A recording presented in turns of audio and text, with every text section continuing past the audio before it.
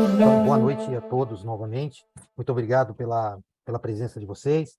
O evento está sendo gravado e depois ele vai estar disponibilizado para todos, né? Para quem não conseguir assistir totalmente ou depois quiser repassar também para alguma outra pessoa, para algum outro profissional da própria empresa ou um colega que atua no segmento que julgar interessante, né? O conteúdo. É, esse evento está sendo realizado pela W2Com e pela iBlueZone, né? Nós temos uma parceria. No decorrer da nossa apresentação, nós vamos falar um pouco mais sobre isso, sobre as ferramentas. Nós temos hoje aqui a presença do Ricardo Moraes, que ele é o co-CEO, CEO da empresa e também CTO da parte de tecnologia. O Marcelo Silva, que é o co-CEO e também o COO, né, o operacional da empresa. O Roberto Gonzalez, que vai se apresentar em mais detalhes, ele que vai conduzir essa parte inicial da imersão, ele é o head de governança da iBlueZone, um especialista com muitos anos no mercado, ele vai poder depois contar um pouco mais sobre a sua experiência, suas experiências com ESG, a sua experiência com governança, a sua experiência em vários conselhos de administração e conselhos consultivos também. Eu sou Marcelo Espadoto, eu faço parte da iBlueZone também, sou sócio fundador da empresa como o Roberto e faço parte do conselho de administração da iBlueZone, também que o Roberto faz parte. Então, eu gostaria de dar as boas-vindas ao Roberto para que ele possa iniciar a apresentação com vocês. Uma boa noite. Estaremos aqui acompanhando tudo, teremos enquetes durante toda a apresentação para que a gente tenha uma interação e possa conhecer um pouco mais o que vocês pensam sobre o tema, como é o desenvolvimento do tema no negócio de vocês. Então, fiquem à vontade, as perguntas podem ser colocadas no chat e, no momento adequado, nós vamos passando ao Roberto aí para que ele possa ter essa interação com todos. Muito obrigado, Roberto, seja bem-vindo, sucesso na sua apresentação. Obrigado. Rapidamente, então, sou sócio-diretor da iBlueZone, como bem colocou aí o Marcel, né? Administrador com pós-graduado em Mercado de Capitais na USP. Eu fui membro do conselho do primeiro fundo que utilizou critérios ESG para elaborar sua carteira de investimentos. Esse fundo nasceu em 2001.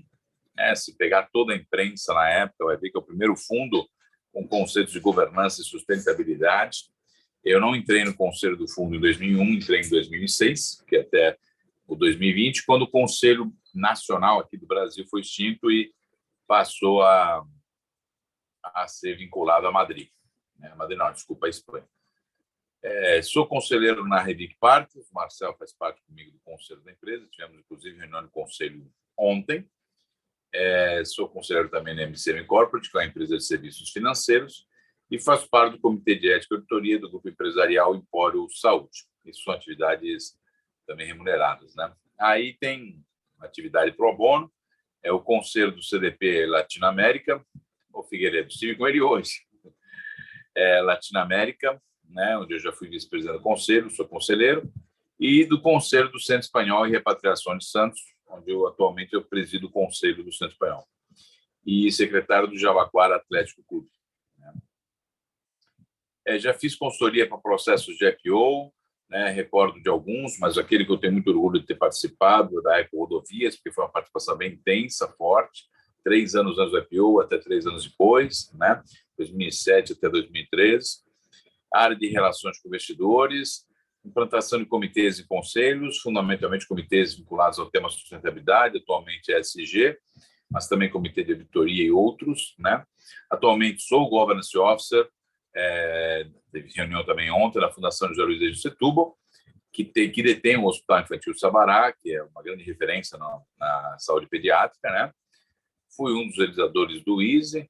Começamos a discutir isso com a Bolsa em 99, quando surgiu o Dow Jones de sustentabilidade, e começamos a conversar com a Bolsa, eu e outras pessoas, Vladimir Violi, Alessandro de Brito Zuffa, Alexandre da Rocha Santos e outras pessoas começaram a conversar com a Bolsa. Na época estava lá o Nogueira, Ricardinho Nogueira. Começamos a discutir com a Bolsa a formação de um índice dessa natureza no Brasil, que veio depois a nascer em 2003, 2005, 10, né? 2005. O primeiro fundo nasceu em 2001, o segundo fundo nasceu em 2004, o Itaú, e depois o índice nasceu em 2005. porque aí tem os livros que sou coautor e o livro que eu sou autor, Governança Corporativa, e eu falo que é o mais importante, porque a família é sempre o mais importante, né? Minha esposa e Mariana e Estela. Eu aproveito rapidamente, aproveitando que o Fernando estava aqui, um exercício muito importante que eu acho que é bom a gente fazer, inclusive também o agro fazer, que eu acho que se fala muito isso, é como vai estar daqui a 50 anos. Né? Desculpa, como é que vai estar em 2050. É um exercício muito interessante que acho que todos deveriam fazer. Né? Eu, se estiver vivo, estarei com 81 anos, minha esposa com 71, minha filha mais velha com 40 e minha filha mais nova com 29. Né? É um exercício bem interessante, né? E que vale a pena a gente exercitar isso do ponto de vista de negócio. Né?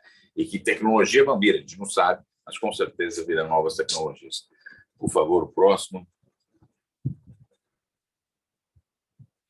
Aí, rapidamente, um breve histórico sobre o impacto, né, das questões ESG e crescimento, independente do nome, responsabilidade social, sustentabilidade. Né?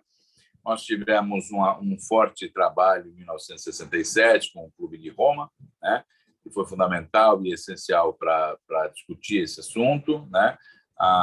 Isso é uma coisa que a gente, sobre história e histórico de global, tá? Tem várias discussões sobre isso, montagem histórica. O Fernando Figueiredo também participou da construção desse conceito de histórico que tem. Né? Depois, em 72, nós tivemos a Conferência de Estocolmo, que lá se criou o termo desenvolvimento sustentável. Né? Temos que lembrar que, antigamente, o sinônimo de indústria e desenvolvimento era chaminés soltando muita fumaça. Esse era o grande desenvolvimento. Aí, em 72, nasce desenvolvimento sustentável, ou seja, eu tenho que desenvolver, mas eu não posso degradar. Como é que vai ser esse desenvolvimento? Em 72, com muito um carimbo, uma alcunha ambiental, mas já tinha pessoas e falando da questão social incorporada nisso. Entre 72 e 87, veio uma questão social forte, entre 72 e 87, veio uma questão forte, que foi em 1977, que nasce o conceito na França de balanço social, pressionando as empresas para que elas relatassem o que elas faziam do ponto de vista social, tanto principalmente para o público interno, aqueles que trabalhavam na empresa. Só um recorte, né? um recorte, até os anos 70, tinha várias empresas brasileiras e o sanitário ficava no próprio ambiente de trabalho, com porta até aqui, né? Ou seja, você via as pessoas trabalhando e as pessoas viam você no sanitário. Não vinha para baixo porque a porta ficava aqui, mais ou menos nessa altura próxima. Né? Estamos falando dos anos 70, né? Do ponto de vista social. Então, já que né, tem que lembrar como é que era o mundo para saber o que estamos discutindo hoje. Né? Depois vem aí também o nosso futuro, a importância dele, né, comum, e fortemente a Rio 92, que aí é um marco muito grande e importante. Em 92, você teve uma participação muito pequena do segmento empresarial, seja ele agronegócio, indústria, serviço, comércio, quase zero praticamente. Muita participação de ONGs, né, organizações da sociedade civil, e muita participação do governo discutindo a questão da regulação desse assunto. 92. Né? Depois nasce o Fórum Mundial de Desenvolvimento Sustentável, né, em 95, para discutir isso, já com participação fortemente de empresas, porque de 92 para 95 viu-se que iria crescer a régua de regulamentação. Em 97, a gente tem o protocolo de Quioto, que depois virou tratado, né, porque o protocolo é as intenções, né, quando ele entrar em vigor. Então, todo mundo se prepara para entrar em vigor, por isso se chama protocolo. Aí depois entra em vigor, aí é o Tratado de Quioto, focado na questão ambiental. Tivemos, como eu já falei, o Dow Jones de Sustentabilidade em 99, que tem a carteira mundial, onde as empresas brasileiras podem fazer parte. Temos, desde 99, a CEMIG e o Itaú presentes fortemente nesse índice. Né? Aqui no Brasil, o setor de energia tem uma presença muito forte, né? Do ponto de vista de bolsa. Em 99, também tem o seguinte, olha, vocês têm um volume grande do que você faz e você presta contas do ponto de vista econômico, financeiro, contábil. Muito bem, ok. E do ponto de vista socioambiental? E aí nasce, já tinha uma discussão sobre balanço social, nasce o GRI, Global Report Initiative, uma iniciativa global para reportar informações socioambientais que vão além da questão econômico-financeira contábil. Né? Vem o Pacto Global das Nações Unidas, o Brasil, no começo, é uma peculiaridade interessante do Brasil, O Brasil, no começo, é o país que tem mais signatários de empresas. Depois que a ONU cria alguns mecanismos de verificação do atendimento, né, o Brasil cai drasticamente o número. Né? Então, para assinar, bonitinho, o número grande. Mas na hora que verifica, opa, dá uma reduzidinha. Aí nós tivemos também as metas do milênio foram colocadas, né, e depois tiveram que ser revistas, como vocês podem ver com o desenho parecido. Não fomos muito atingidos, mas também foi uma coisa interessante, porque foi um exercício forte de como cada uma dessas metas está sendo tratada dentro da organização, e foi bom porque acho que a gente melhorou em relação depois aos princípios colocados, né, em 2015. Então, foi uma experiência positiva. A gente tropeça, mas a gente se revigora para correr. Né? Depois de 2000 vem o CDP, que é a questão que nasce na Inglaterra para fazer, inicialmente, o inventário de carbono. Hoje já os projetos são mais avançados, mas inicialmente é focado no inventário de carbono. E ele vem para o Brasil. Nós tivemos aqui, se não me engano, 4 CEOs. O Fernando Figueiredo foi um dos CEOs do CDP no Brasil, né? E cresceu bastante, estou no conselho dele. Então, hoje tem um projeto de cidades muito forte, tem várias cidades desenvolvendo trabalhos fortes para isso, tem o projeto Florestas, né? Então, hoje ele ampliou-se. Mas ainda é fortemente a questão vinculada às empresas listadas em bolsa, procurando a questão da baixa emissão de carbono. Aí vem os princípios do Equador, que é focado no seguinte: aí começamos a mexer com o bolso, né? O pessoal sempre fala que o órgão mais sensível do ser humano é o bolso. Aí os princípios do Equador é o seguinte: eu vou emprestar dinheiro. Inicialmente era 50 milhões, era um volume alto, 2003 estamos falando. Todos os projetos acima de 50 milhões manter cláusulas e critérios socioambientais. Isso para os bancos signatários dos princípios do Equador. E a maioria dos bancos brasileiros assinaram. Alguns bancos pegaram esses critérios e começaram a baixar. Não é só acima de 50 milhões, acima de 30, acima de 20. E foram baixando os critérios. Então, vocês estão vendo como é que a agenda ESG está entrando na sociedade mundial. Né? Depois, isso em 2003, então nós temos crédito, e em 2004 a gente tem investimentos. Né? Então, opa, você cede dinheiro, mas agora eu vou comprar ações de empresa. Essas empresas estão comprometidas com a questão da sustentabilidade? Estão comprometidas com a governança, com a questão social? Né? Então, vem os princípios responsáveis de investimentos. Várias asset managers assinam isso, vários bancos. Né? Então, os investidores utilizando critérios, né, que hoje a gente denomina ESG, para alocar recursos. Aqui entre 2006, foi no Brasil, mas eu falo aqui depois pulo, em 2006 para 2010, antes do movimento da Comissão Internacional de Relato Integrado, que depois virou Comitê Internacional de Relato Integrado, antes disso, em 2007, teve o primeiro evento mundial, isso eu soube semana passada, até ia falar hoje com o Fernando, não falei, ele participou, eu tive a honra de participar também, o primeiro evento mundial que discutiu o relato integrado. Isso foi dito na Alemanha, falado desse evento na USP em 2007, né? Muito antes de ter, então, a Comissão Internacional de Relato Integrado, 2007. Né? Aí, depois do SASB, o que acontece? Nós temos padronizações internacionais de informações contábeis financeiras, né? Então, podemos dizer que tem 2 grandes blocos, IFRS, né, na Europa, e o S-GAAP nos Estados Unidos, né? São os 2 grandes blocos. E, poxa, e do ponto de vista de informação de sustentabilidade, com foco para o investidor, com foco para o usuário da informação contábil.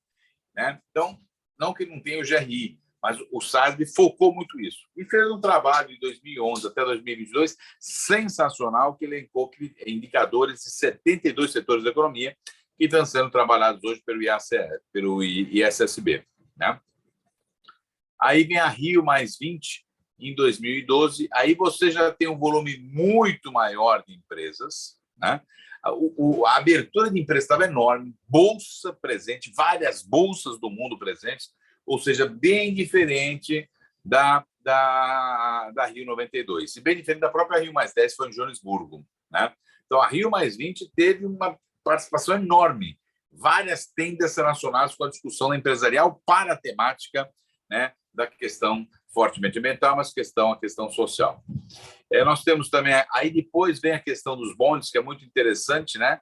Então, eu tenho Eurobonds, eu tenho, né, vários títulos de dívida lançados no mercado, eu lanço vinculado especificamente com a questão climática. A BlackRock, não que em 2019 ela tenha iniciado isso, mas ela é marcante em 2019 pelo posicionamento firme dela de investimentos. Ah, Roberto, mas ela já deu uma recuada. Ela não é ativista ambiental, ela é investidor.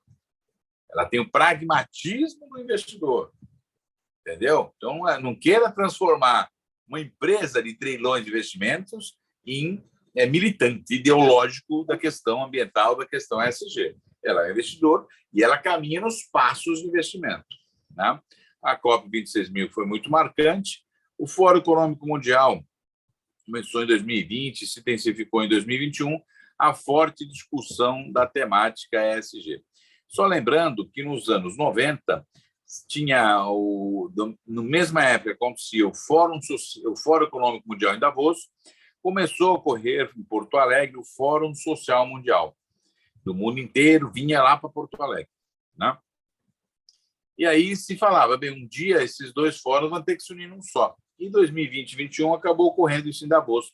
Se entendeu que se eu não trouxer a questão social, a questão ambiental, na visão econômica, não tem jeito, né?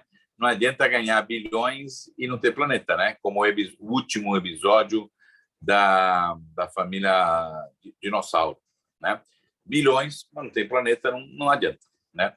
E aí vem o ISSB, que teve a integração, integrou o SAD no seu trabalho.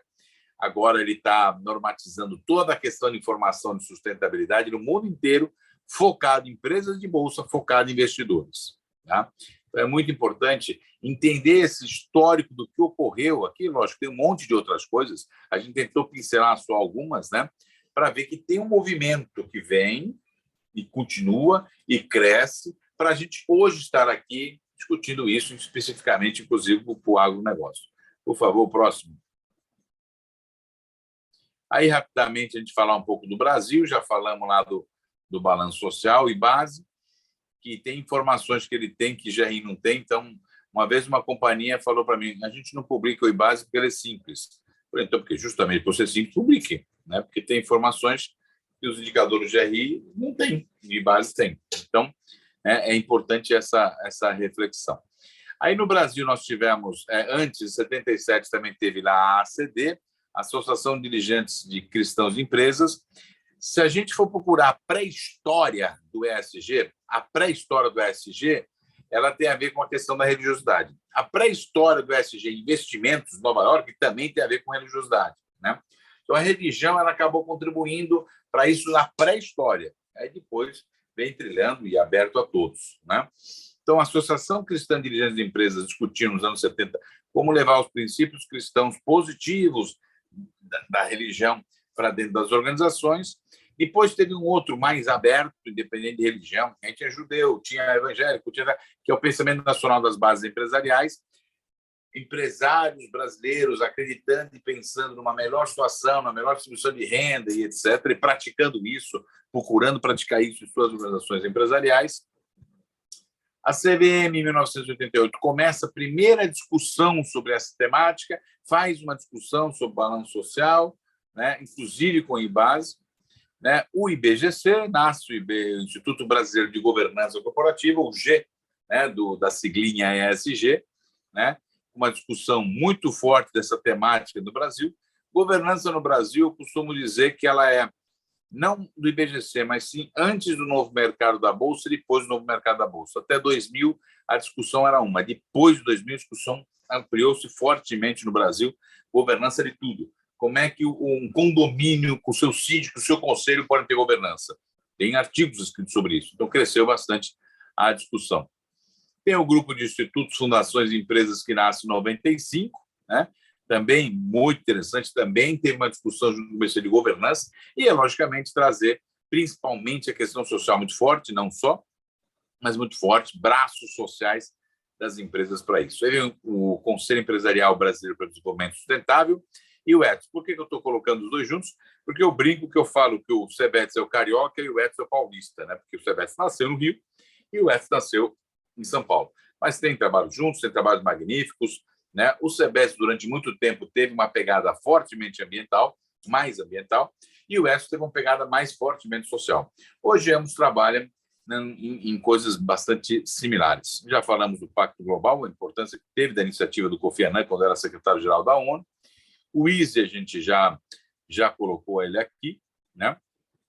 O CDP, né, que já falamos que é a questão alimentar carbono, critérios para isso, muito focado no relato, muito focado com a preocupação, não basta ser, tem que parecer. Então, além de ser, todo mundo tem que saber que você é. Muito focado com isso, né? Assim como o GRI tem essa questão.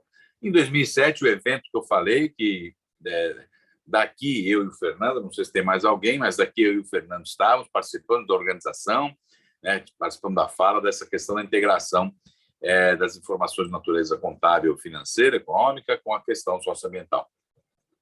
Tem a Política Nacional de Resíduos Sólidos, um impacto grande na questão ambiental, e N trabalho sendo feito em uma referência internacional aqui no Brasil, também o Código Florestal, a questão das minorias, né? A Coalizão Brasil tem a ver com a questão da Amazônia, o ISE que foi revisto, e aí um ponto muito importante que eu falo, né, que é o Comitê Brasileiro de Pronunciamento de Sustentabilidade, já que, da mesma forma que o IFRS conseguiu centralizar, tem 200 países aderindo a um padrão contábil internacional, o ISSB internacional e o CBETS brasileiro, o CBPS brasileiro, que é o equivalente ao CPC, que é o Comitê de Pronunciamentos Contábeis ligado ao IFRS, né, está sendo trabalhado para ser a uniformização de informações de natureza, sustentabilidade socioambiental com foco para o investidor.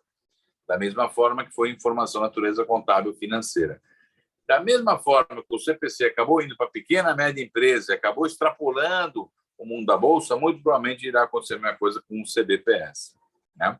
Eles nasceram e não tinham a força que tem hoje. Hoje, qualquer pronunciamento do CPC é obrigatório, é legal, né? Por causa da validação que os órgãos reguladores têm, como Banco Central, CVM, SUSEP, etc.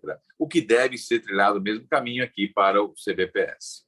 Que é muito importante. Próximo, por favor. Aqui, vamos fazer todos que estamos aqui um quiz, né? Oi? Opa. E a pergunta é, até agora, né, você chegou hoje para participar aqui, para conversar conosco, né? E até este presente momento, eu tinha forte conhecimento sobre o ESG. Você que vai responder a pergunta. Você tem um forte conhecimento sobre o ESG? Então, você vai dizer se concorda plenamente, ou seja, você tem já um forte conhecimento, concorda parcialmente, né? Tem conhecimento, mas não é tão forte assim, não concorda nem discorda, né? Discorda parcialmente, ou seja, não, eu não tenho conhecimento para isso, discorda plenamente, por exemplo, não tenho conhecimento nenhum sobre isso. Marcelo, aí você conduz aí, você que manda agora. Vamos ver a prévia, Roberto, do que o pessoal vamos já lá, viu? Vamos lá. Vou colocar na tela aqui.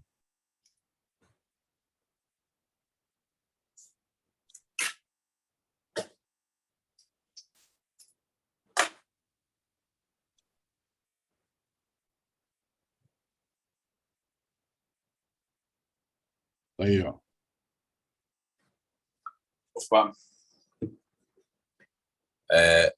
Concordo plenamente, 16%. Concordo parcialmente, 27%. Não concordo nem discordo. Discordo parcialmente. E a Camila Soares é que trabalhou na mídia? Discordo parcialmente, 22%. Está bem equilibrado, está bem dividido, então é bom, até porque aqui depois podemos ter uma participação boa de quem já tem um bom conhecimento com quem não tem. Então, a gente divide aqui, então estamos indo, né? Está bem equalizado, bem equilibrado. Então, Camila, eu concordo parcialmente, muito bem. Vamos... Se é a Camila que trabalhou comigo, tem que concordar parcialmente, no mínimo mesmo.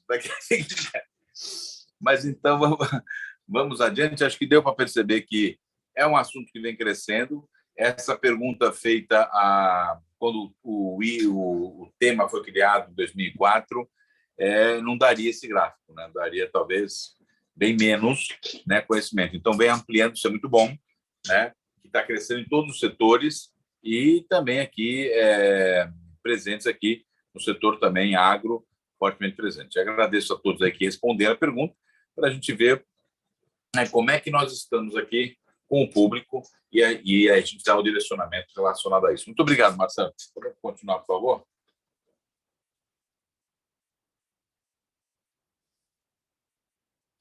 Bem, aí, para a gente trilhar o caminho aí, né, da ESG, né, ele tem que ter uma base, então a gente sempre coloca que é a tomada de decisão, o fluxo de tomada de decisão, né?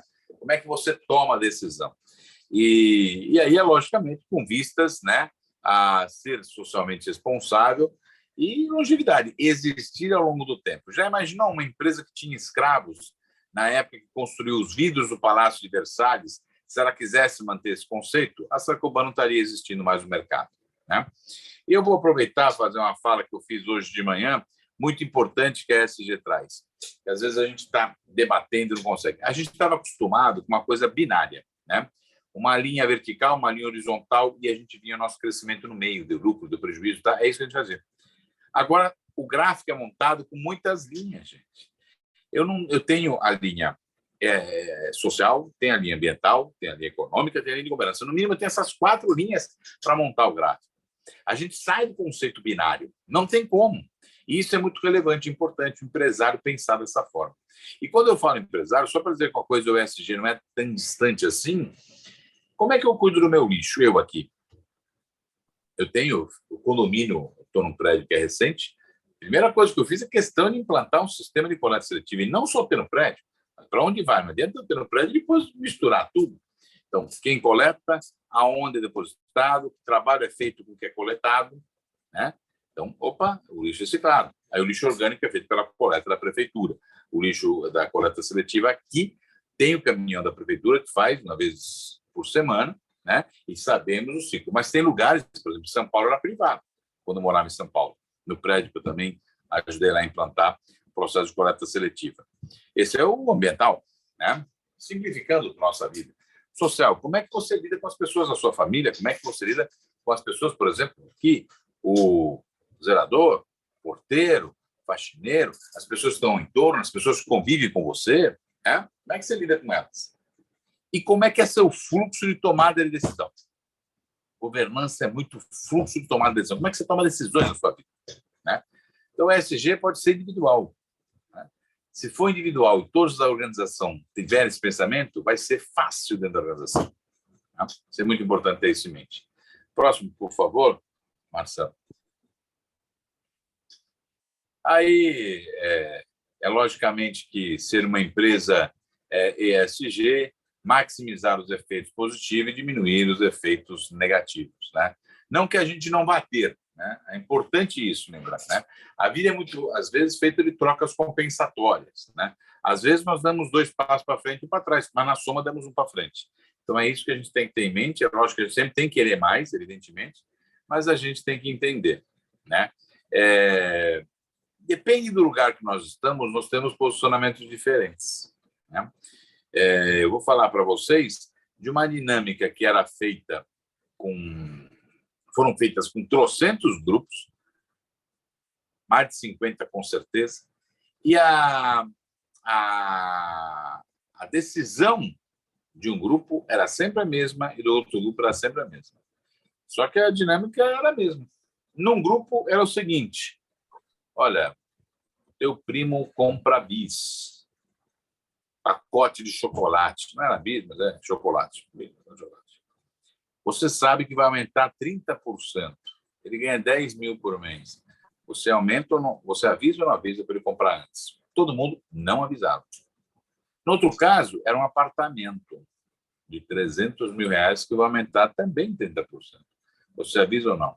Aqui o debate era muito mais acalorado e acabava um grupo grande de pessoas avisando o primo. O caso é o mesmo, né? Não tem valor. Entendeu? O caso é o mesmo, né? Então, é para a gente refletir sobre valores, tem muito a ver com a questão social. Próximo, por favor.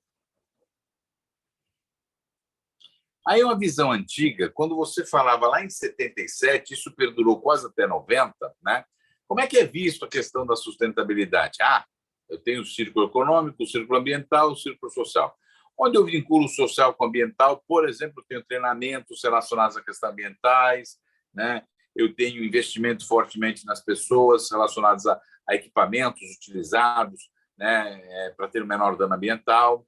Na questão econômica e ambiental, que eu tenho os indicadores econômicos e ambientais, eu tenho lá uma nova estação de tratamento de efluentes.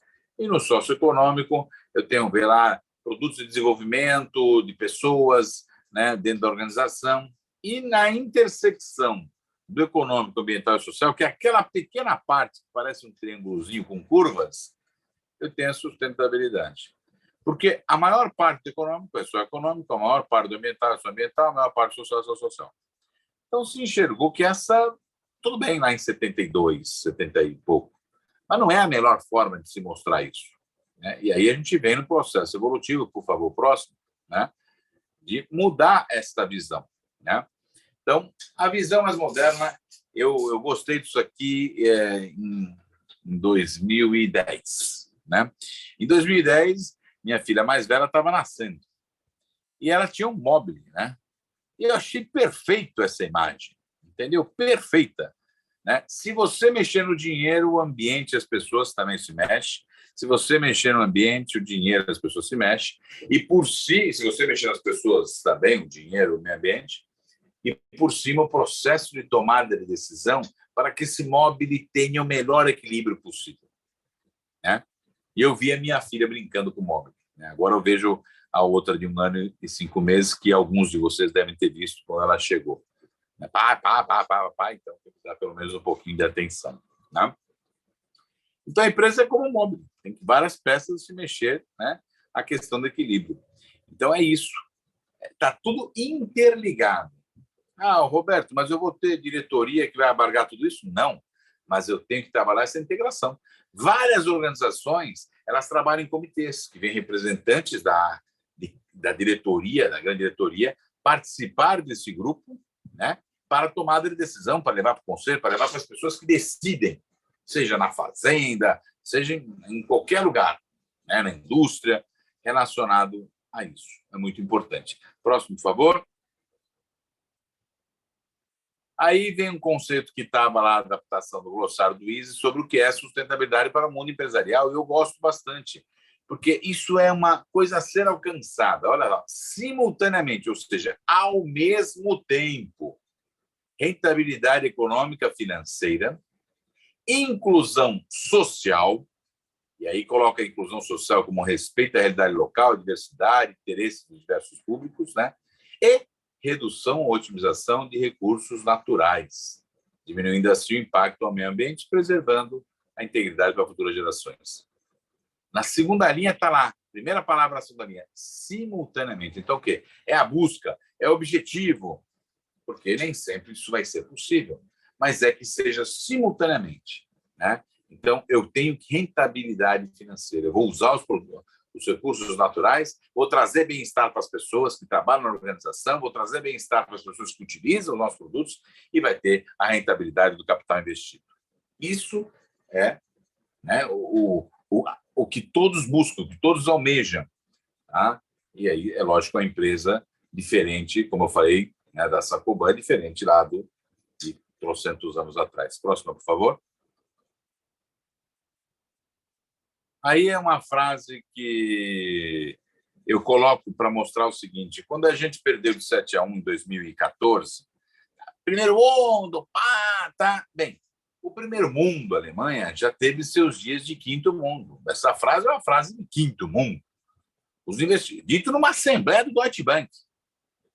O José conhece bem os bancos aí, hein? Os investidores são os tolos e arrogantes. Tolos porque nos dão seus recursos, e arrogantes porque ainda querem explicações a respeito, né? Alemanha. Então, é para mostrar que se esses países evoluíram, cresceram, se desenvolveram, nós também podemos. As nossas estruturas empresariais também podem se desenvolver e crescer nesse processo. Todos os setores, e o agro incluso nessa questão. Próximo, por favor. E aí, então, a gente está falando, né, de governança, já que eu tenho a questão social, ambiental, né, e a questão social e ambiental e econômica. Lembrando bem, né, hoje até a gente comentou sobre isso lá com o Fernando de manhã, né? Que um dos diferenciais nossos aqui, W2Com, o iBluezone, é que nós temos clareza do E econômico. Porque se você for ler o documento de 2004, eles partem do pressuposto, porque lembra-se, foram bancos que foram chamados, foi o mercado financeiro que foi chamado, e saiu aquele documento de 2004 lá da ONU. Temos que lembrar disso, o mercado financeiro. Porque se partiu de um pressuposto de um amadurecimento financeiro, econômico, contábil. Por isso que o E econômico não está lá. Mas parte do pressuposto disso. É só estudar o documento que está lá. Então, quando algumas pessoas querem separar, meio ambiente social, não, vamos separar. O lucro não tem nada a ver com isso. Não, tem tudo a ver, conceitualmente. Não está lá a letrinha aí do econômico, mas ela é presente no conceito, né? E aí eu gosto desses depoimentos que tem, né, na questão de governança, né? No ambiente de negócio cada vez mais profissionalizado e com aperfeiçoamento constante dos instrumentos do mercado, a transparência cresce e premência na melhor prática de gestão. Fábio Colete Barbosa, que presidiu também o Fundo Ético lá durante um período. Foi quando eu convivi com ele, né, tive o privilégio de conviver com ele, cada reunião do conselho era uma verdadeira aula, né? Rodolfo Vilela Marinho, em uma época em que a sociedade está cada vez mais aberta e na qual a necessidade de transparência, prestação de contas, da lisura de todos os procedimentos, ampliar o diálogo para que todos os públicos de interesse, né, os stakeholders, manifestem sua opinião e tenham seus direitos respeitados. A leitura daí faz propaganda do livro, né, que é membro do Conselho da Alpargatas, da Desco, antiga Duratex, e preside o Comitê de Sustentabilidade lá da Desco. E aí o Henrique Penchas, presidente do Conselho da Itaúsa, já foi CEO da Duratex. O sucesso e reconhecimento de qualquer companhia, de qualquer segmento da economia, passa obrigatoriamente cada vez mais pela adoção das boas práticas de governança corporativa. Ou seja, né, é fresquinho porque vende mais ou vende mais porque é fresquinho? Tem um capítulo do livro que é O Dilema do Biscoito. Para quem tem mais de 30, deve lembrar de uma propaganda da Tostines que era isso: vende mais porque é fresquinho vende mais. Você tem governança porque é sustentável ou você pratica a sustentabilidade porque você tem governança? Esse é o famoso dilema do biscoito, né? Não dá para viver um sem o outro. E o ESG traz isso, essa discussão à baila. Próximo, por favor.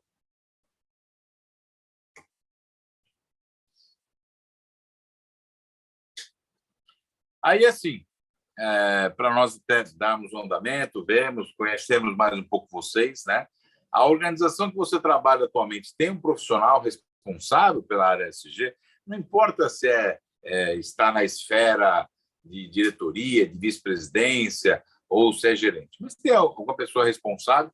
Acredito que o Marcelo vai colocar no chat o link, e tem aqui o QR Code também para que todos vocês possam responder. Certo, Marcelo? Pessoal respondendo aí, Marcelo? Então, estão respondendo sim. Opa! Eu coloco na tela aqui. Na organização que você trabalha, tem um responsável, sim, 40%. E é 40%? Eu tenho que ir no oculista. É 40% a 60%, é isso mesmo? Uhum. 40%, e não 60%. Ou seja, a maioria não tem um profissional responsável. E falar o seguinte, não é bom nem ruim isso, deixar isso bem claro, né? Por que eu digo isso, que não é bom nem ruim? Se a empresa não tem, mas ela faz um trabalho dentro dela para que todos na organização, que todas as gerências, todas as diretorias, tenham isso na agenda, poucas fazem isso, muito poucas, e dá um trabalho do cão fazer isso, né? Então é positivo, né?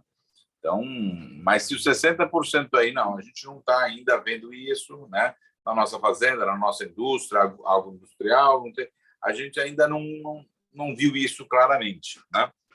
Aí, então, é bom ficar antenado, porque só seguir a lei está difícil. E outra coisa, aquilo que não é legal hoje está caminhando para amanhecer. A Política Nacional de Resíduos Sólidos mostrou isso. Algumas empresas já faziam aquilo, mas quando a legislação veio, quem já fazia já estava preparado, saiu na frente, né? Então, isso é muito importante. Aqueles 40 que tem, é muito importante que a pessoa seja responsável por isso e, fundamentalmente, leve isso para toda a organização. Eu lembro do Redondo, né? Alguns aqui também conhecem ele, que ele tinha essa missão, né? Ele era a superintendente responsável por isso, mas o papel dele era levar isso para todas as diretorias, para todas as empresas, ter esse pensamento, né, com essa visão do tema ESG dentro da organização. Muito obrigado, viu, Marcelo? Próximo, por favor. Nós vamos falar aqui, gente, um pouquinho, porque o objetivo era falar do geral, mas também cair um pouco na questão específica do agro, né? E tendências vinculadas à questão ESG com o agro. Tem um estudo que foi feito com alguns profissionais lá e publicaram na revista Exame, a gente vai trazer para cá. São coisas relevantes nesse processo todo e a gente vai ver aqui agora um pouquinho. Vamos lá, Marcelo, por favor. Marcelo. Bem, essa questão de integração lavoura-pecuária, que já se falava há muito tempo, cada vez está sendo mais efetiva, né? A gente tem tido não só 2 safras, antigamente uma safra por ano, 2, já tem a famosa safrinha, né? Que tem mostrado o protagonismo do nosso solo, o protagonismo do produtor brasileiro, né? E uma das principais formas que tem se vinculado é aquela questão lavoura, pecuária, floresta, né? Então, ter a valorização disso, né? Dessa questão desse triângulo efetivo, né?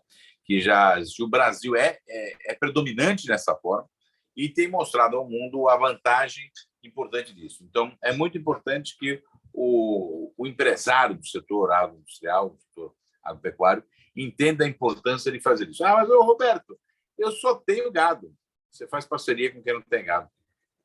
É isso que o pessoal tem feito, entendeu? Eu faço parceiro com um empresário que tem milho, né, que tem plantação. Então, existe esse trabalho muito forte, que essa integração deve crescer bastante no setor. Temos aqui, acho que o Zezé Garcia, que é um dos maiores especialistas do setor agroindustrial brasileiro, né, e pode depois reafirmar isso que eu estou falando. Próximo, por favor.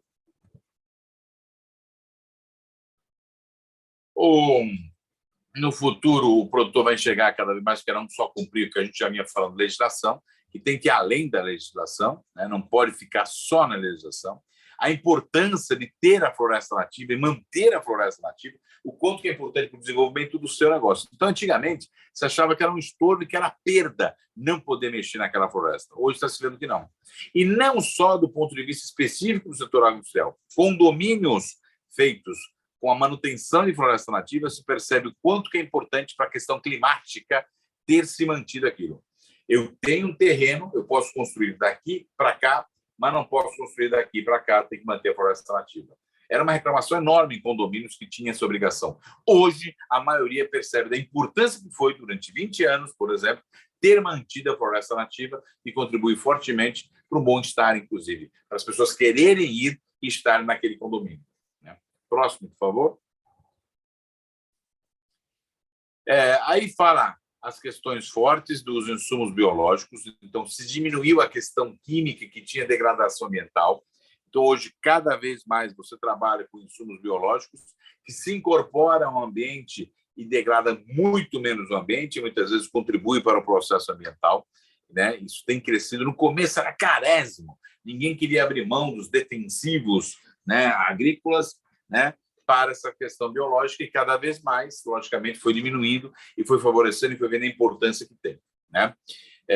Aí tem o pensamento aqui, né? Não agrego valor na soja que eu produzo sem fungicida, né? Que é os defensivos. Mas vejo que em 10 anos isso vai chegar. Ou seja, é um empresário do setor agro que está antevendo o que vai ocorrer no setor, ele já está se preparando para isso. Com uma visão pragmática, ele vai se equilibrando. Né? Eu não fico 100%, mas eu vou caminhando para isso. Né? Posso ter ainda custos mais altos, mas eu sei que o mercado está pagando e eu vou lentamente aos poucos isso. É que nem quando o pessoal falava assim, poxa, eu tenho produto, eu lembro de uma grande empresa que tinha produto orgânico e tinha produto transgênico. Né? Eu falei, pô, mas não é incoerente? Eu falei, não. Ele está procurando ver para onde vai o mercado. Se ele for para transgenia, está lá. Se for para valorização do orgânico, está lá. Ele não sabe para onde vai. A empresa provavelmente fez trocentas análises. Isso ocorreu faz mais de 10 anos. Fez trocentas análises e falou, eu tenho que ter uma linha orgânica, vou ter uma linha transgênica e vou ter uma linha convencional. Né? Uma grande empresa de alimentos. Por quê? Porque ela não sabia para onde ir o mercado. Então, ó, o consumidor tem a opção que ele quer. Eu tenho um consumidor que come transgênico, tenho um consumidor que come orgânico, tenho um consumidor que come tradicional. Né? E assim, no desenvolvimento, eu vou desenvolvendo mais as linhas, vou diminuindo uma, crescendo outra, de acordo com a tendência do mercado. Okay? Próximo, por favor. Em relação aos insumos naturais, né? Fala a questão que reduziu custos fortemente, né, da rocagem, ou seja, cada vez mais novas tecnologias para se aproveitar da terra, pegar os próprios nutrientes da terra. É interessante isso, porque uma pessoa falou assim, Roberto, nós estamos voltando às origens. Né? A terra brasileira era muito utilizada pela população que aqui estava. Tirava diversos insumos da terra para tudo que você puder imaginar, inclusive medicamentos. A única coisa é que o cara fazia aquelas dancinhas lá, né? A pessoa me contando, né? Então, por exemplo, pegava ervas, maçonava as ervas e colocava no corte, né? Aí chegaram os europeus e acharam que isso tudo era bruxaria, porque eles conheciam, né? E aí nós ficamos séculos, mas não foi só no Brasil, não, viu? Isso ocorreu também no Primeiro Mundo, onde hoje é o Primeiro Mundo, lá na América de Cima, né? E aí, opa, então apaga. Aí a gente demorou séculos para dar valorização aos insumos naturais do nosso continente, que hoje é supervalorizado, né? Então, aí fala dos fortes nutrientes disponíveis que nós temos, né? Um solo muito mais saudável, muito mais produtivo para a receita, né? Então, aí fala assim, né? O verdinho aqui, estamos saindo de um cenário de degradação em que a gente só retirava do solo para um que aí estamos regenerando. Ou seja, entendemos que o solo faz parte de nossa vida, precisamos dele, mantemos ele, temos que aumentar a sobrevida. Aí não é aumentar a sobrevida, é o infinito. Enquanto eu degrado e tiro, agora não, agora eu tenho um processo que é o infinito das existências do solo. Próximo, por favor. E aí fala do custo, né?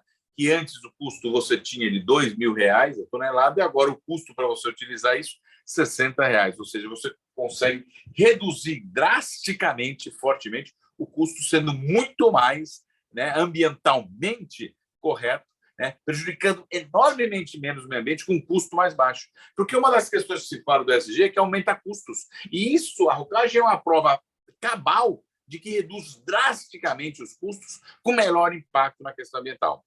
E com o passar do tempo do desenvolvimento tecnológico, cada vez mais essa máxima de que ESG aumenta custos vai cair, porque a tecnologia está isso. Painéis solares eram, Deus nos acuda, não, é custo. Cada vez está um custo mais baixo. Né? É assim que funciona a tecnologia. Né? Próximo, por favor. A economia de baixo carbono, que aí todos aqui são fortemente, né, vinculados, quem aqui conhece bem está vinculado com essa questão. Tem aqui o trabalho que a Nestlé fez com os produtores de café. Eu estive no último final de semana em Cristais Paulistas e acabei visitando plantação de café. Cristais Paulistas fica próximo de Franca, né? Mais Franca do que Ribeirão Preto, né? Lógico, Franca e depois em Ribeirão Preto, né? E tem bastante plantação de café lá. E realmente, trabalhos que eles falaram claramente. Hoje se planta café totalmente diferente do que era 20 anos atrás. Houve uma revolução enorme. E aí tem a questão também de choque de culturas, choque de gerações, né? Aquele agricultor que trocentos anos já vinha do bisavô, do avô, do pai, e a resistência, o filho pegando novas tecnologias e novas formas de maior eficiência. Qual a resposta? Maior eficiência. Consome menos água, somos mais eficientes, temos um café de melhor qualidade. ESG na veia. Né? Econômico, social, com a vida das pessoas, né? Produtividade e ambiental. Próximo, por favor.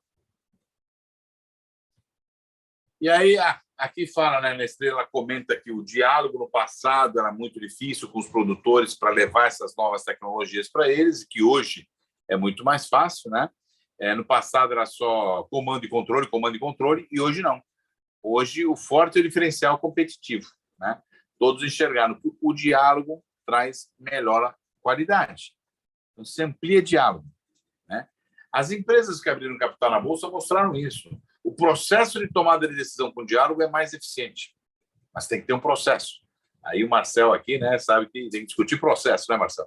Então, é que a gente participou de uma discussão forte sobre processo, né? Então, tem que ter um processo claro sobre isso, porque senão fica conversa para boi dormir. Não, nós estamos falando de ter um processo, ter uma discussão, ter um debate com várias ideias para uma tomada de decisão. tá? E ter isso muito claro. Aí fala a meta da Nestlé em 2050, né, para zerar a emissão de carbono. Eu sei que alguns aqui vão discutir, não se zera, diminui, tá? Eu não vou entrar na discussão técnica sobre isso, porque existem várias pessoas que são contra, não existe nunca. Algumas pessoas alegam que não dá para zerar, sempre vai ter alguma emissão, né? Mas é uma questão que tem, né, uma forte redução das suas emissões, né? E isso é real. Que ela quer uma forte redução e está trabalhando para isso, é real, né? E aí fala que não é só sustentabilidade, mas é negócio, né? E ele cita, né, a executiva lá da Nestlé, né? Como um dos maiores compradores de café do mundo, é de nosso interesse que a plantação se sustente por décadas, por séculos, né? E o processo que é feito com o menor consumo de água, tá, faz com que perdure mais as plantações de café. Próximo, por favor.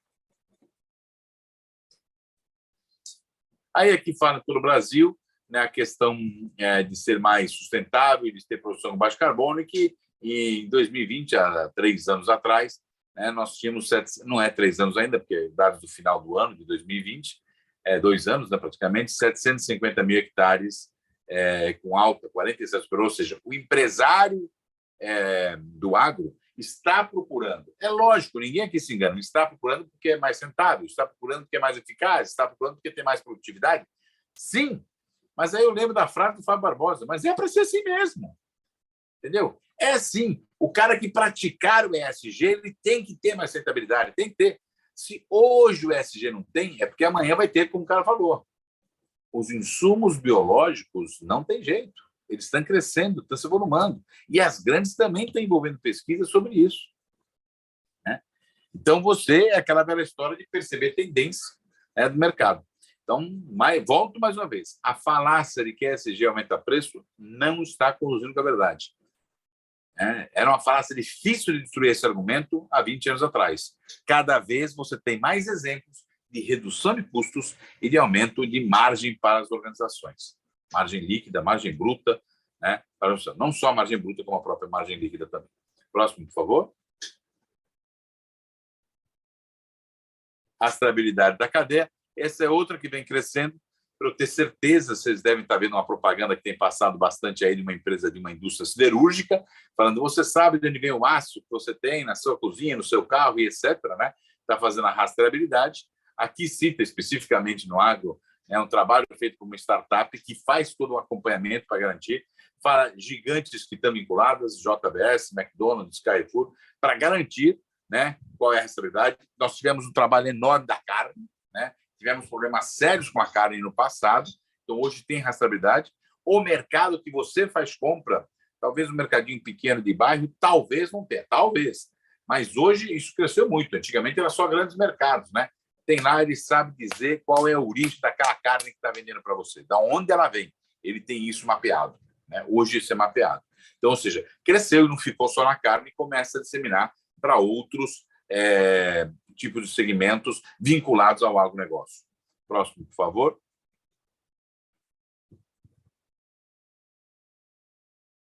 Aí também temos as instituições financeiras, porque querem ter segurança disso, porque estão financiam o agro, dão recursos para o agro e querem ter certeza, né, que é legal, que é rastreável, né, que tem qualidade.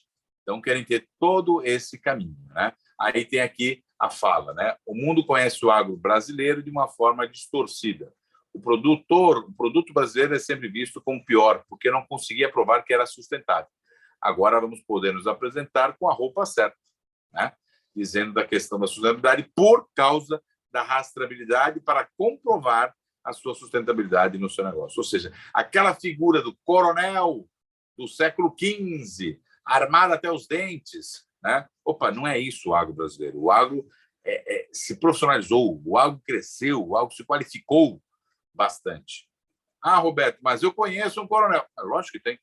Tem em todo lugar, tem. Em todo lugar tem coronel, né? Estamos falando daqueles coronéis do século trocentos lá atrás que se tinha, né? Era uma figura que existia na história, né? E não um coronel vinculado com patente das Forças Armadas. Próximo, por favor. Hoje em dia o mundo está bem delicado, a gente tem que explicar tudo bem explicadinho. Aí fala da JBS, né? compras feitas com 25 mil fazendas, como é que eu vou controlar isso? Né? Então, várias empresas do setor agro foram criticadas porque comprou uma fazenda, aquela fazenda tinha um passivo enorme, tinha impactado lençol freático e tal. Eu falei, peraí. Então, hoje, a due diligence que é feita quando você compra leva em consideração variáveis socioambientais profundas, não só variáveis do negócio. Eu olhava a questão ambiental só do ponto de vista diretamente impactado no negócio. Hoje não, é mais profundo a análise que é feita de uma due diligence, né? De uma verificação do que eu estou comprando, critérios sociais e ambientais, que possam impactar e que possa ser um passivo para eu trazer. Aqui eu vou fazer um parênteses, análise de risco. Lá na frente a gente fala um pouco de gestão de risco. Fundamental e essencial incorporar no risco do negócio essa questão. Roberto, eu vejo questão climática, chuvas, não chuvas, vai impactar meu produto. É muito além disso. A questão na sociedade, a questão ambiental como um todo, nós estamos vendo aqui que não é só climático, é tudo processo, produtos que você utiliza, produtos que você manuseia, e o impacto que isso causa no ambiente e na vida das pessoas. Né? Aqui também, o objetivo lá da JBS, não do 2040, né, emissão de carbono, fazer uma redução forte 10 anos antes, né, pela JBS. Próximo, por favor. Agricultura de precisão. Eu estou vendo aqui o tempo, eu estou vendo. Marcelo. O Brasil é uma referência agrícola, né? Mas sempre pode melhorar. Né? Então, a soja é um ponto importante no país, né? Não só soja, mas algodão. Eu tive em Sorriso, no Mato Grosso, para falar de governança com fazendeiros lá, e eu achei que ia ser muito de soja. Tinha muito algodão, né? Então, tem outras lavouras também na fortemente presentes, né? E aí fala, né, de ter certeza alcançada, e fala da produção, da exatidão de produção, né? Porque você produzia sacas por hectare e você tinha muita perda, né? Então, como eu posso fazer a melhor precisão para eu aproveitar ao máximo a área que eu estou fazendo sem causar impacto às pessoas que estão participando da colheita, né, por exemplo, e também a questão ambiental. Então, leve em consideração para ser preciso e causar o menor impacto possível. Né? Aí aqui fala de um aplicativo relacionado a isso. Próximo, por favor. E aí fala os hectares, que é essa startup. O setor agro tem um volume grande de startups em diversas plataformas, seja no Cubo, seja no Unicórnio do Bradesco. Estão várias presentes e sendo investidas fortemente para isso. Né? E aí fala das culturas, das diversas lavouras que estão presentes para ter uma maior produtividade possível dentro do agro em si. Fala, Espadoto, pode fazer. Deixa nesse slide mesmo. Pode fazer, Marcelo. Pode passar o slide, pode passar. O próximo slide, isso, pode deixar aí. Marcelo, pode fazer. Manda aí. Não, Roberto, eu estou escrevendo que eles podem perguntar pelo chat, mas não tem pergunta ainda não. Perdão, Marcelo, desculpa. Então, o meu português aqui falhou. Eu estou olhando 3 coisas ao mesmo tempo, devido ao que ocorreu com o meu computador, né, o furto do computador. Então, peço desculpas aí pelo entendimento. Aí também ele conta, né, a questão tecnológica, aí a importância. Isso é em todos os setores da economia, gente. O setor da saúde tem acompanhado bastante a importância de Big Data, a importância de geolocalização, automação, robótica. Todos os setores têm acompanhado isso, e o agro não é diferente. O que se coloca é que o agro demorou para entender a importância disso. Por quê? Há 20 anos, há 20 gerações fazia assim, então vamos fazer assim. Não podemos esquecer, gente, que o pastoril, a agricultura, é um dos mais antigos setores do mundo. Né? Você plantava lá o pão, o trigo, fazia o pão, tá? Então, é um setor muito antigo no mundo inteiro. E aí veio a evolução, e de repente uma evolução muito acelerada tecnológica. Né? E contribuiu fortemente para as novas gerações. As novas gerações contribuíram fortemente para trazer essa discussão. Né? Na conversa que eu tive uma vez, o Zezé pode até depois confirmar, ele vai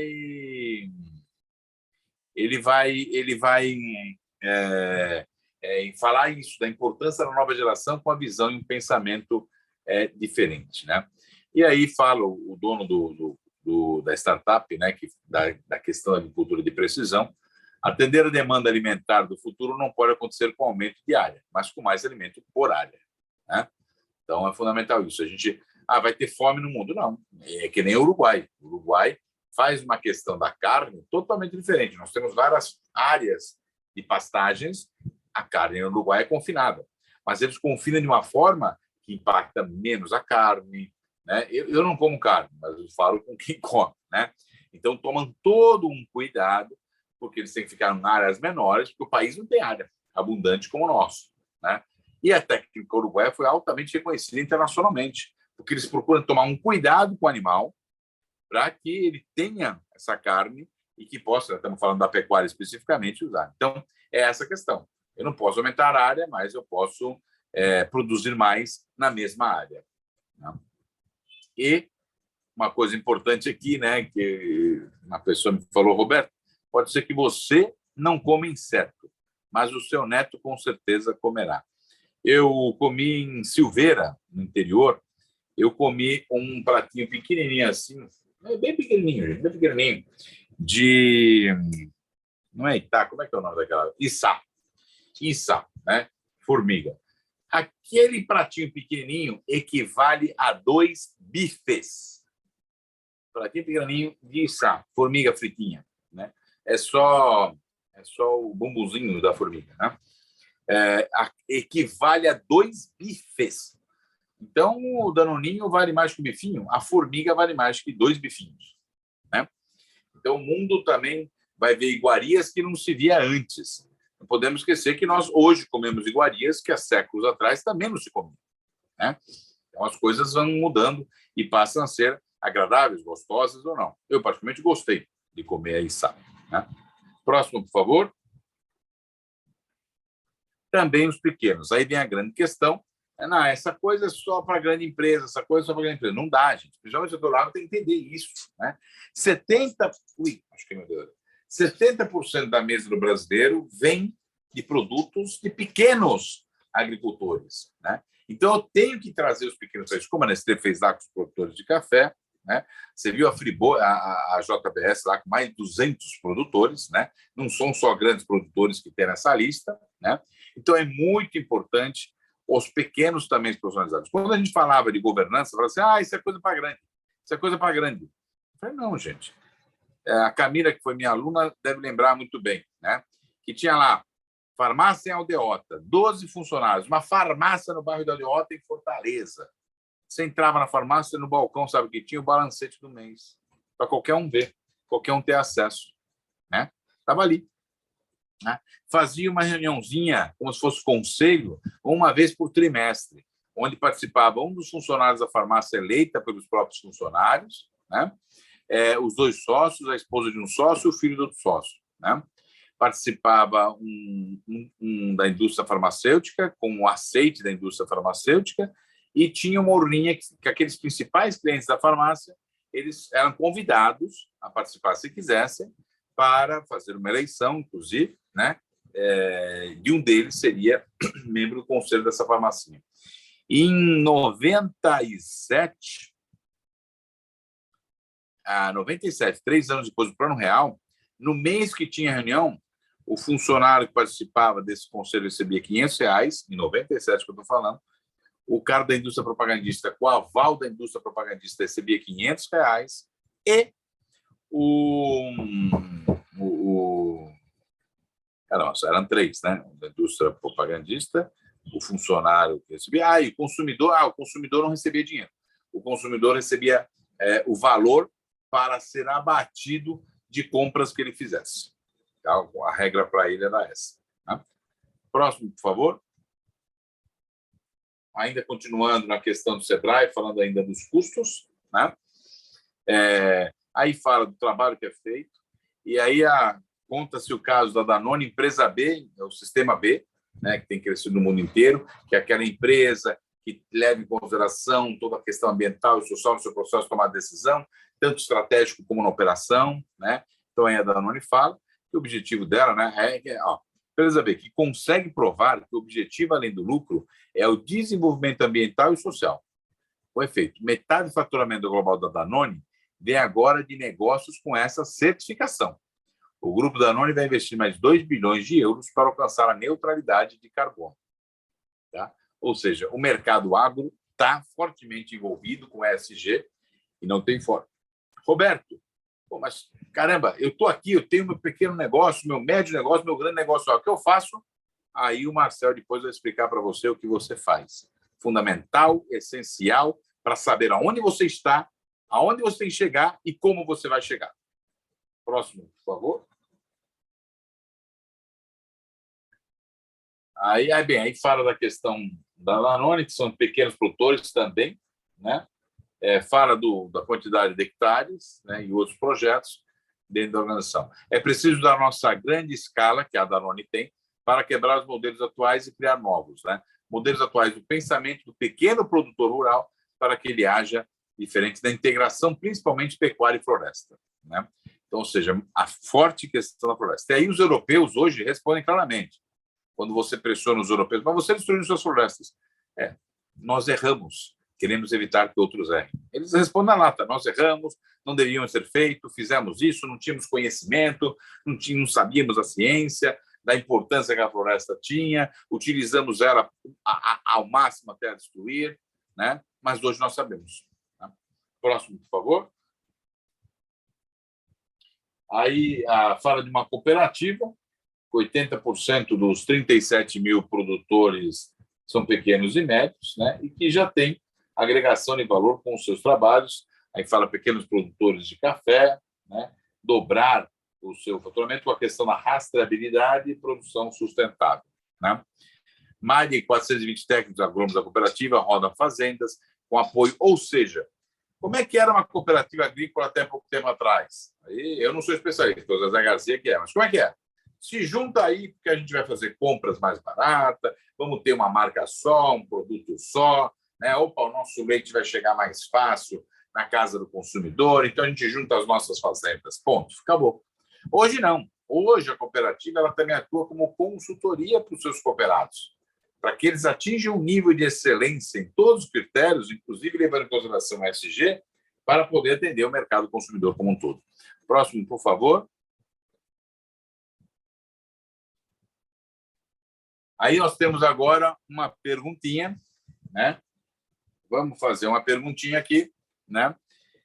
Em cima de tudo que nós estamos falando, inclusive das questões relevantes e importantes para o agro, né? Existe alguma das letras, o E, que é meio ambiente, o S, que é social, o G de governança, que é mais relevante, importante, imprescindível? Existe? As alternativas, sim, a letra E, meio ambiente, sim, a letra S, social, sim, a letra G, governança. Não, todas são iguais ou não sei responder. O Marcelo já colocou o link aí no chat e tem o QR Code para vocês acessarem e verem as respostas. E o Marcel vai nos trazer alguma informação do mundo futebolístico. Certo, Marcelo? Enquanto o público aqui responde as perguntas. 2-0 para o Palmeiras. Mas não tem outros times? É só o Palmeiras que está jogando? Tem outros times jogando. Se tiver uma pergunta de relevância, nesse momento só o Palmeiras. O Corinthians joga depois, né? Mais tarde, Mas então é isso aqui, tá em cima do que nós falamos aqui. Essa é uma grande discussão, tá? Tem pessoas fortemente em todos os argumentos, em todas as letras, que argumentam que o pontapé inicial, por isso é relevante, imprescindível, importante e deveria se dar mais ênfase, principalmente para quem começar com essa agenda dentro da fazenda, da indústria, do comércio, o que seja. Né? Como está indo aí, Marcelo? A turma está respondendo aqui. Vou colocar aqui na tela. Tá bom.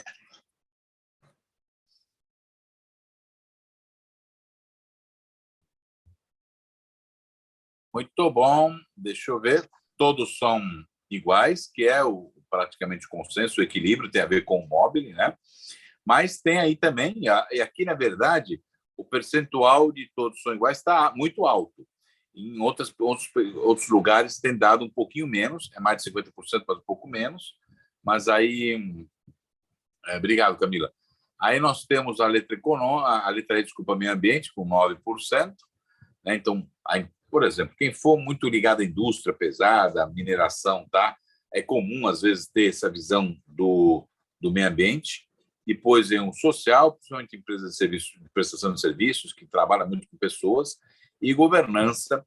E eu tenho quase um pezinho aí, né? Mas de começar com a governança. Eu acho que o caminho, se a empresa conseguir, tiver recursos para isso, é equilibrar e fazer um projeto envolvendo todas as áreas. Mas o que acontece, gente? É que às vezes a organização não tem recursos. Então, ela tem que enxergar o que é relevante, importante, imprescindível para fazer. Eu já vi empresa, organização, Roberto, eu tenho que melhorar meu fluxo de tomada de decisão, eu tenho que melhorar minhas políticas, eu tenho que melhorar meus procedimentos. Opa, então é governança. Quando fala assim, Roberto, eu recebi uma TEC do meu atendimento ao meu cliente, eu recebi muita reclamação de produtos, a comunidade onde está a minha fábrica invadiu minha... Opa, o S é o relevante, imprescindível, importante. Roberto, poxa, aqui a gente teve multa da CETESB, a gente teve um problema ambiental certo, tivemos uma TEC, um termo de ajustamento de conduta relacionado à questão ambiental. Então, aquilo que é relevante, importante e imprescindível é aquilo que é nevrálgico à organização. Se ela tiver condições e recursos, o melhor dos mundos é trabalhar com todos iguais, mas, se não, aquilo que é nevrálgico para ele. Eu não posso começar, às vezes, um caso real de Goiás. Eu não posso começar, não é grande empresa, hein? Eu não posso começar com a governança, porque a minha estrutura financeira não permite que eu tenha ainda uma governança. Eu preciso melhorar a minha estrutura financeira. Eu preciso melhorar meu fluxo financeiro. Para aí depois ter um processo de governança. Caso real. Né? Próxima, por favor. Agora eu vou passar a palavra para vocês. A gente acertou aqui. Eu também tenho acompanhado, principalmente nos grupos de debates ESG, tem sido bastante acompanhada a prática recomendada pela BNT. O Marcelo vai falar para vocês, lembrando claramente que não é uma norma, recomenda-se que seja feito, né? E isso tem sido muito levado em consideração por todos os grupos que discutem ESG no Brasil, né? Não que ela seja a tábua de salvação e a única, né?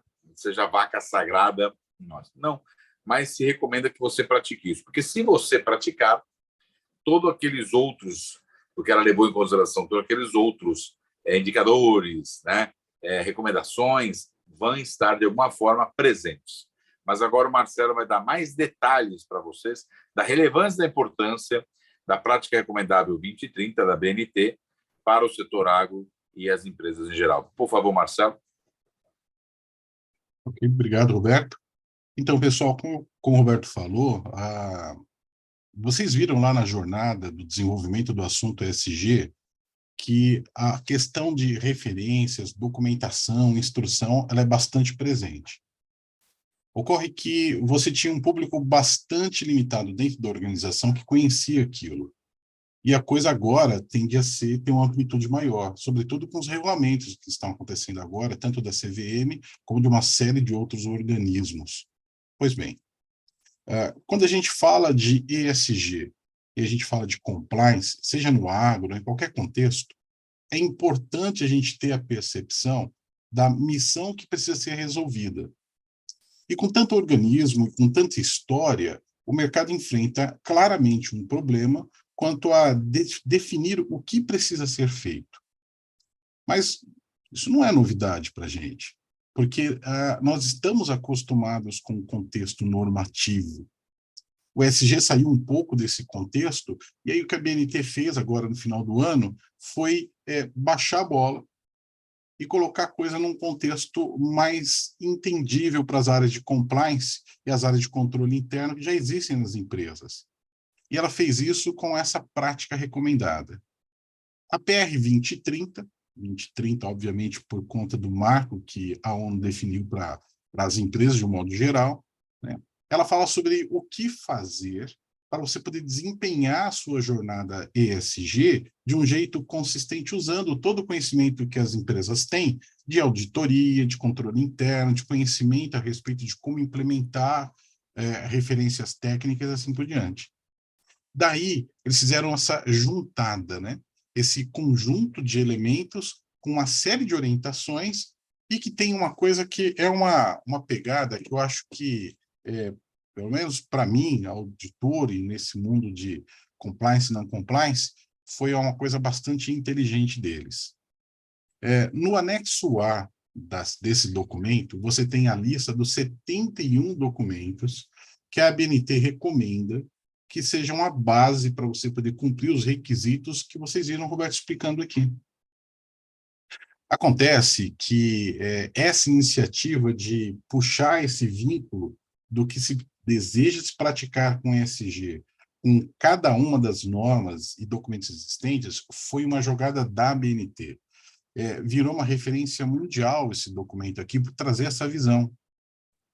Observa só, quando a gente fala de contexto social, está no centro da tela, é muito comum a gente, falando a respeito desse contexto social, você pensar na forma como as pessoas são tratadas, gênero, todas as opções de vida da pessoa, raça. Pois bem, tem norma que fala a respeito disso. E na questão social, há também um impacto sobre os consumidores. Tem norma também a respeito disso daí. Todo esse conjunto normativo está aqui esboçado. Olha a questão do meio ambiente, que se fala bastante, é um negócio bastante presente nas discussões. Olha a estrutura de normas, desde controle de descarte, controle de poluentes no caso do agro, o impacto que ele tem no meio ambiente, no social, impacto em comunidades rurais, dentro da área de governança, toda a estrutura de governança, aquele monte de pressuposto que o Roberto falou, que precisa ter um pouquinho mais para poder entender, senão você vai só naquele viés de controle, mas tem viés econômico que está importante, está aqui nesse conjunto de normas também. A parte de risco, a parte como você vai fazer auditoria, todo esse contexto, a parte de privacidade de dados, a parte de segurança da informação, segurança para os sensores, a forma como você vai fazer o uso do solo, o uso racional do solo, a questão da camada do crédito de carbono, tudo isso está regulado. São 71 documentos, é coisa para burro para poder estudar, para você poder entender como aplicar na sua organização. Onde eu quero chegar com essa abordagem? Né? Não é que ficou mais complicado com isso. Na verdade, ficou mais simples. Porque brincar de compliance e não compliance, as empresas têm gente que sabe fazer isso há bastante tempo. O que está se fazendo agora é entregando um contexto já organizado do que medir. Até pouco tempo atrás, quando você falava de apresentar um relato sobre seu desempenho ESG, o Roberto vai entrar mais em detalhe, tem um slide que fala sobre isso aqui para frente, mas era muito alta a declaração. Agora, com essas normas, fica diferente. E aí entra uma questão. Vamos lá. Primeiro, né, a gente não está falando sozinho. Apesar da ABNT ter inovado com essa juntada, ela não está falando sozinha no planeta. Isso está totalmente orientado pelos ditames principais do mundo hoje, GRI, CDP e PRI. Então, estamos alinhados. Mas a questão é, como a gente coloca no ar um projeto utilizando isso tudo? Porque aqui entre nós, as normas são legais, mas a norma só é seguida de ponta a ponta em casos irreais. No planeta Terra, você não faz isso. Você tem toda uma estrutura de preparação da organização para você poder implementar uma norma.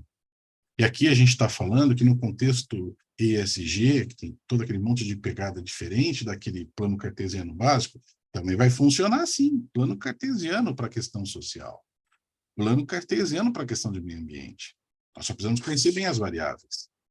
E aí aqui a gente tem uma proposta de 7 etapas para você poder fazer a implementação ao começo da sua jornada ESG. E quando a gente fala dessa jornada, do que estamos falando efetivamente? Primeiro, é necessário conhecer bem a estrutura da sua organização.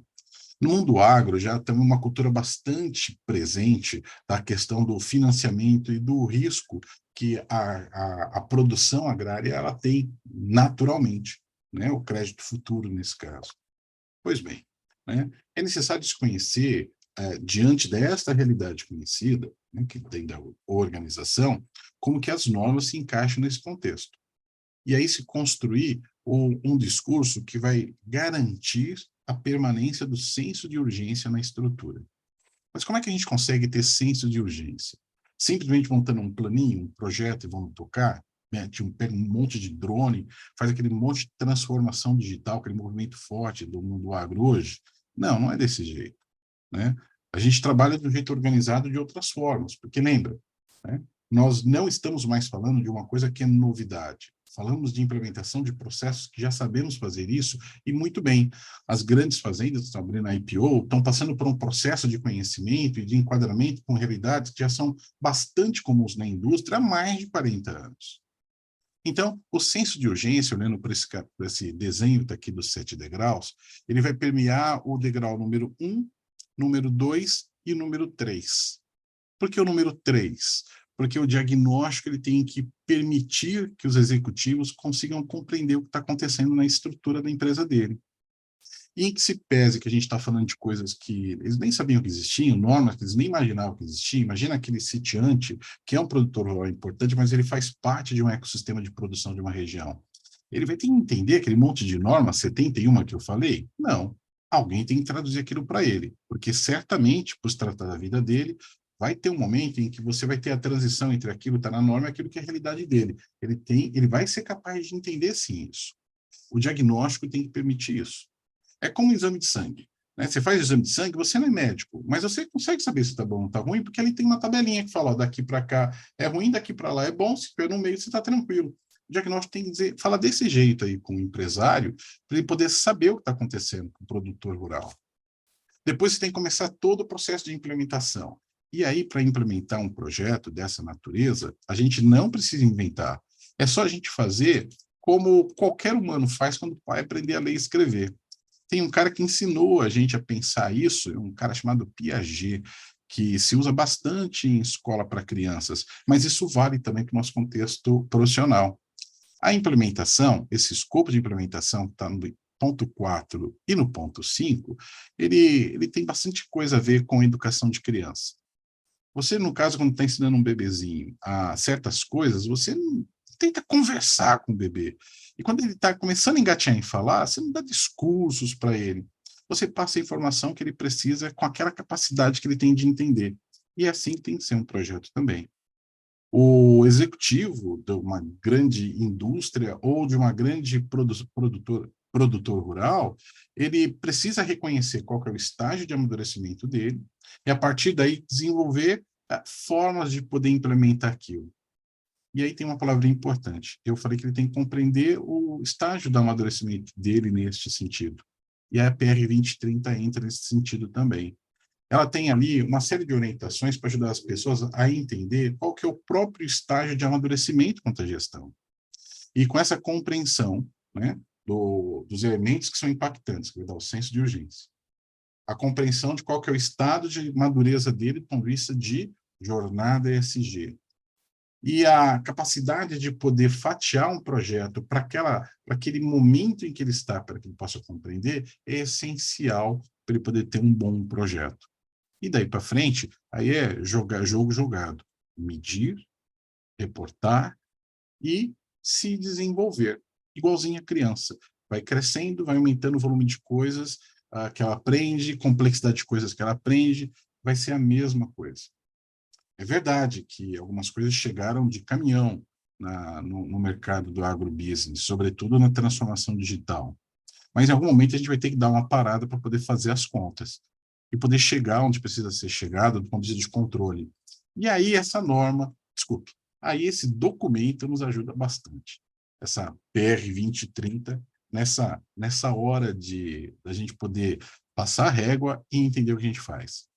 Lá no final desse evento, daqui a pouquinho, o Marcel vai falar um pouco mais a respeito da gente, a gente vai voltar também para poder mostrar para vocês como fazer isso na prática, tá bom? Roberto, passar de volta para você aqui agora o nosso speech, continuando aí no nosso evento. Eu estou aqui. Vamos lá. Obrigado, Marcelo, por ter falado a importância dessa iniciativa, que neste momento é muito importante. São várias iniciativas, mas todas elas têm uma causa, e a PR 2030 vem para isso, né? Aqui a gente fala um pouquinho aqui do SASB e do ISSB. Por quê? Porque é a grande referência internacional do que se fala. Você faz na gestão, relata aquilo que você faz e transforma isso em informação e leva ao público, né? Então, eu vou ficar aí dentro do tempo, né? E aí, então, nós falamos um pouco de como foi criado, né? Já que tinha, em 2011, a gente falou que, olha, tinha diversas informações, processo evolutivo, contábil, financeiro, e era necessário eu trilhar um caminho para isso, e aí se procurou padrões em relação às questões sociais e ambientais e de governança, para também levar ao público investidor isso. Só um parênteses rápido, né? Em 2004, quando a ONU chama as entidades do mercado financeiro, é porque elas não conseguiam avaliar, as métricas tradicionais de avaliação das empresas não estavam funcionando. Era importante eu ter novas métricas e chegou-se à conclusão que, para ter essas novas métricas, era importante ter o conhecimento das informações de natureza fundamental de todos os setores, incluindo o agro, como nós aqui bem colocamos, e o Marcelo agora realçou também. Próximo, por favor. Aí aqui é só comentar o que aconteceu, a transição, né? Depois de 11 anos de trabalho do SASB, se entendeu que tinha que se integrar, já tinha um trabalho da fundação da IFRS Foundation, no desenvolvimento do IFRS, temos que lembrar que o mundo contábil trabalhava lá em 2007 com o IASGAP, né? E aí cresceu e veio o International Financial Report Standards, né? Isso gerou, inclusive, um grande problema. Aqui no Brasil, você vai ver muitas companhias que falam demonstrações contábeis e fazem querem afirmar isso, fazem questão de usar esse termo, mas com o IFRS muita gente passou, alguns auditores, inclusive, a obrigar, não, tem que se chamar demonstração financeira, né? Porque International Financial Reporting, né? Mas não, na verdade, a informação contábil, ela tem informação financeira e não financeira, né? Informação pré-financeira, informação que vai causar o impacto financeiro. E a questão socioambiental tem um forte vínculo com isso. Então, quando você fala de demonstração contábil, é muito mais abrangente. E é o que está lá na demonstração contábil. Se você pegar as demonstrações contábeis, incluindo as notas explicativas, né, a Camila deve ter ouvido bastante isso em sala de aula, né, a importância disso. Eu sempre batalhei que nos cursos de contabilidade o pessoal tinha que ter forte exercício sobre as notas explicativas, o desenvolvimento das notas explicativas. E no mundo corporativo, por que não chamar a turma de comunicação lá para escrever bem feito, os caras escrevem bem feito, ajudar na escrita sem ter nenhuma dupla interpretação das demonstrações contábeis. Com todo esse know-how, toda a experiência, vamos juntar esforços para fazer isso com as informações do ESG. Próximo, por favor. Aqui são uma simplificação que o trabalho de 11 anos no SASB foi durante 77 indicadores. Desculpa, indicadores para 77 setores da economia. Tá? E que agora o ISSB, via todos os organismos locais, nós aqui no Brasil estamos discutindo também, né? Se discute, né, esses indicadores setoriais para uma realidade prioritariamente de um público, que é o público investidor, mas não só este público, também os outros. Como é o ISE? O questionário do ISE da Bolsa não é feito para um pesquisador que quer saber sobre o índice G elevado à enésima potência. Não. É feito para o público investidor que quer investir em empresas comprometidas com o ESG. É isso, ok? Isso é muito importante ter claro e ter em mente. Próximo, por favor. E por isso que é relevante, né? Aí aqui fala os investidores, né? Carteira de investimentos, ter claro sobre isso, poder analisar, poder conhecer. É lógico que a gente sempre tem coisas não explicáveis no mundo corporativo, inclusive questões financeiras, contábeis, econômicas, sim. Aqui no Brasil, recentemente, a gente está vendo na mídia um caso famoso, né? Que é o caso da Americanas. E vai acontecer com vezes também? Infelizmente, sim. Né? Várias organizações, em relatório GRI, quando alguém ia verificar, mas não está batendo. Diz que me falou, e eu pus aquele dado, né? Sem ter uma verificação do dado, né?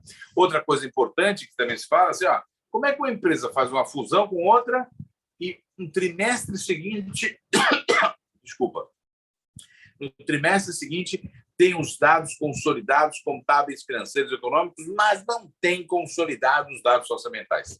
Não pode. Como é que é isso? Às vezes demora 3 anos para essa consolidação, sendo que econômico, financeiro e contábil é consolidado no trimestre seguinte. Então, essa discussão também está presente. Né? Próximo, por favor. E aqui vem para o brasileiro. Então, o que o SSB faz internacionalmente, o CBPS faz. É lógico que foi no conceito do CPC, que é o Comitê de Pronunciamentos Contábeis, né? E aí aqui são as entidades que são entidades votantes, entidades deliberativas. Cada entidade tem 2 representantes. Eu represento a APIMEC, que é a Associação dos Profissionais de Investimento no Mercado de Capitais. Estive lá hoje, inclusive, com o Fernando Figueiredo, né? E são 14 membros e tem as entidades convidadas. O Banco Central faz parte, o CVM faz parte, o SUSEP faz parte e outras entidades do mercado que entendemos ser relevante e importante para isso. E segue o sucesso já alcançado pelo Comitê de Procedimentos Contábeis. O bom é que a gente já tem aí uma entidade que passou, né, foi perrengues, né, para chegar no estado da arte, e a gente pode aprender para a gente ter o caminho mais suave aí. Então, o IFRS, quando se internacionalizou, quando se criou, ele criou também um comitê local. Por quê? Eu tenho que levar em consideração a peculiaridade local. Né? Isso tem que ser levado em consideração. No mundo contábil. Então, tem gente que dá mais valor à liquidez, países que dão mais valor à liquidez, países que dão menos valor à liquidez. Eu tenho que levar em consideração a peculiaridade local, escrever num idioma universal para que todos entendam de todo mundo que existe essa peculiaridade local. Então, o CPC faz isso do ponto de vista contábil e o CBPS está trilhando esse caminho do ponto de vista de pronunciamento de informações de sustentabilidade. Próximo, por favor. Aí já fala discussões que foram feitas aqui no Brasil, Conselho Curador, todo o sistema de funcionamento do CBPS no Brasil, é uma informação adicional. Próximo, por favor.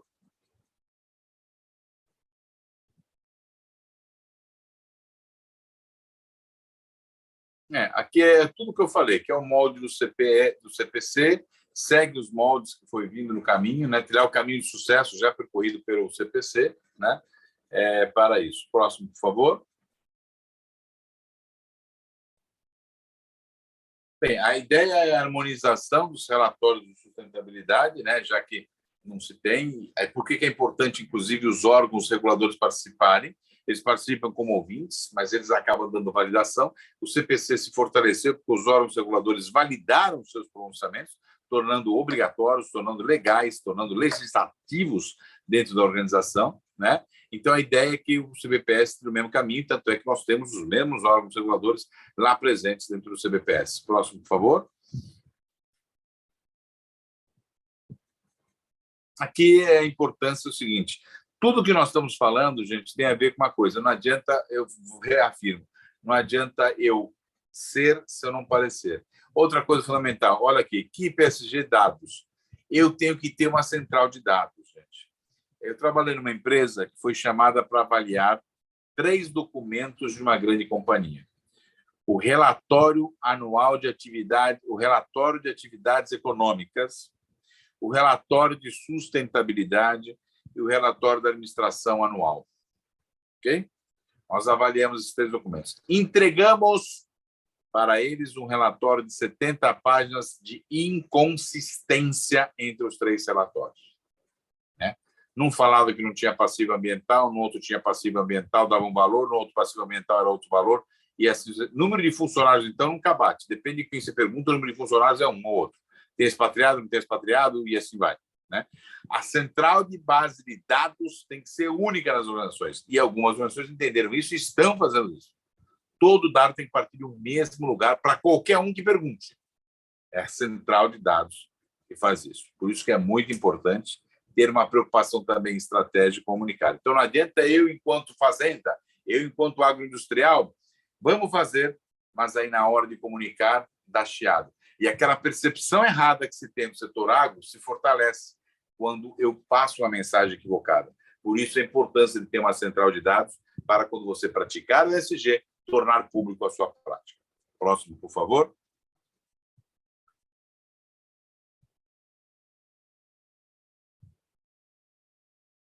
Aqui nós vamos ter, vai ter essa enquete, a organização que você trabalha tem um comitê ESG ou algo assemelhado, e depois vai ter uma outra enquete, né? Tem uma questão aqui rapidinho com a minha filha, eu vou lá e venho, 2 pezinhos. Enquanto vocês respondem, eu só vou lá e já venho. Tá bom, Marcelo? Você conduz aí, Marcelo? 2 pés, tá? Tá, deixa comigo. Então, o pessoal tem lançado o quiz, respondendo para eu poder colocar aqui para todo mundo.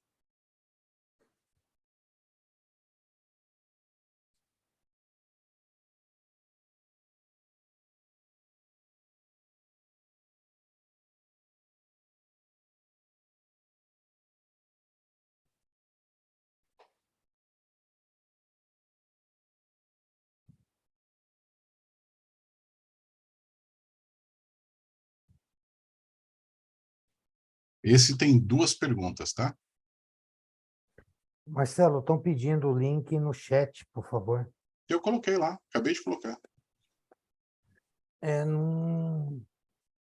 Não apareceu para mim também. É? Será que não foi especificamente só para alguém? Ah, foi exatamente. Daqui, todos. Pronto. Agora sim, valeu.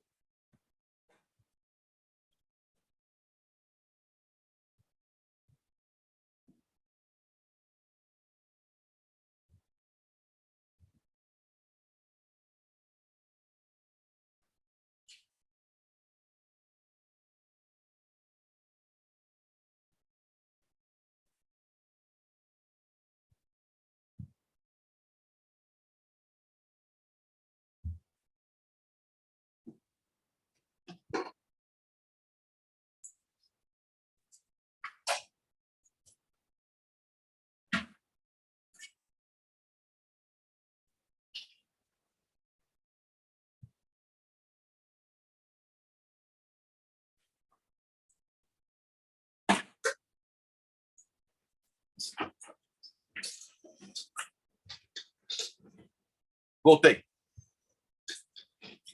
Tudo certo. Bom. Vamos lá, só pode ampliar um pouquinho aí.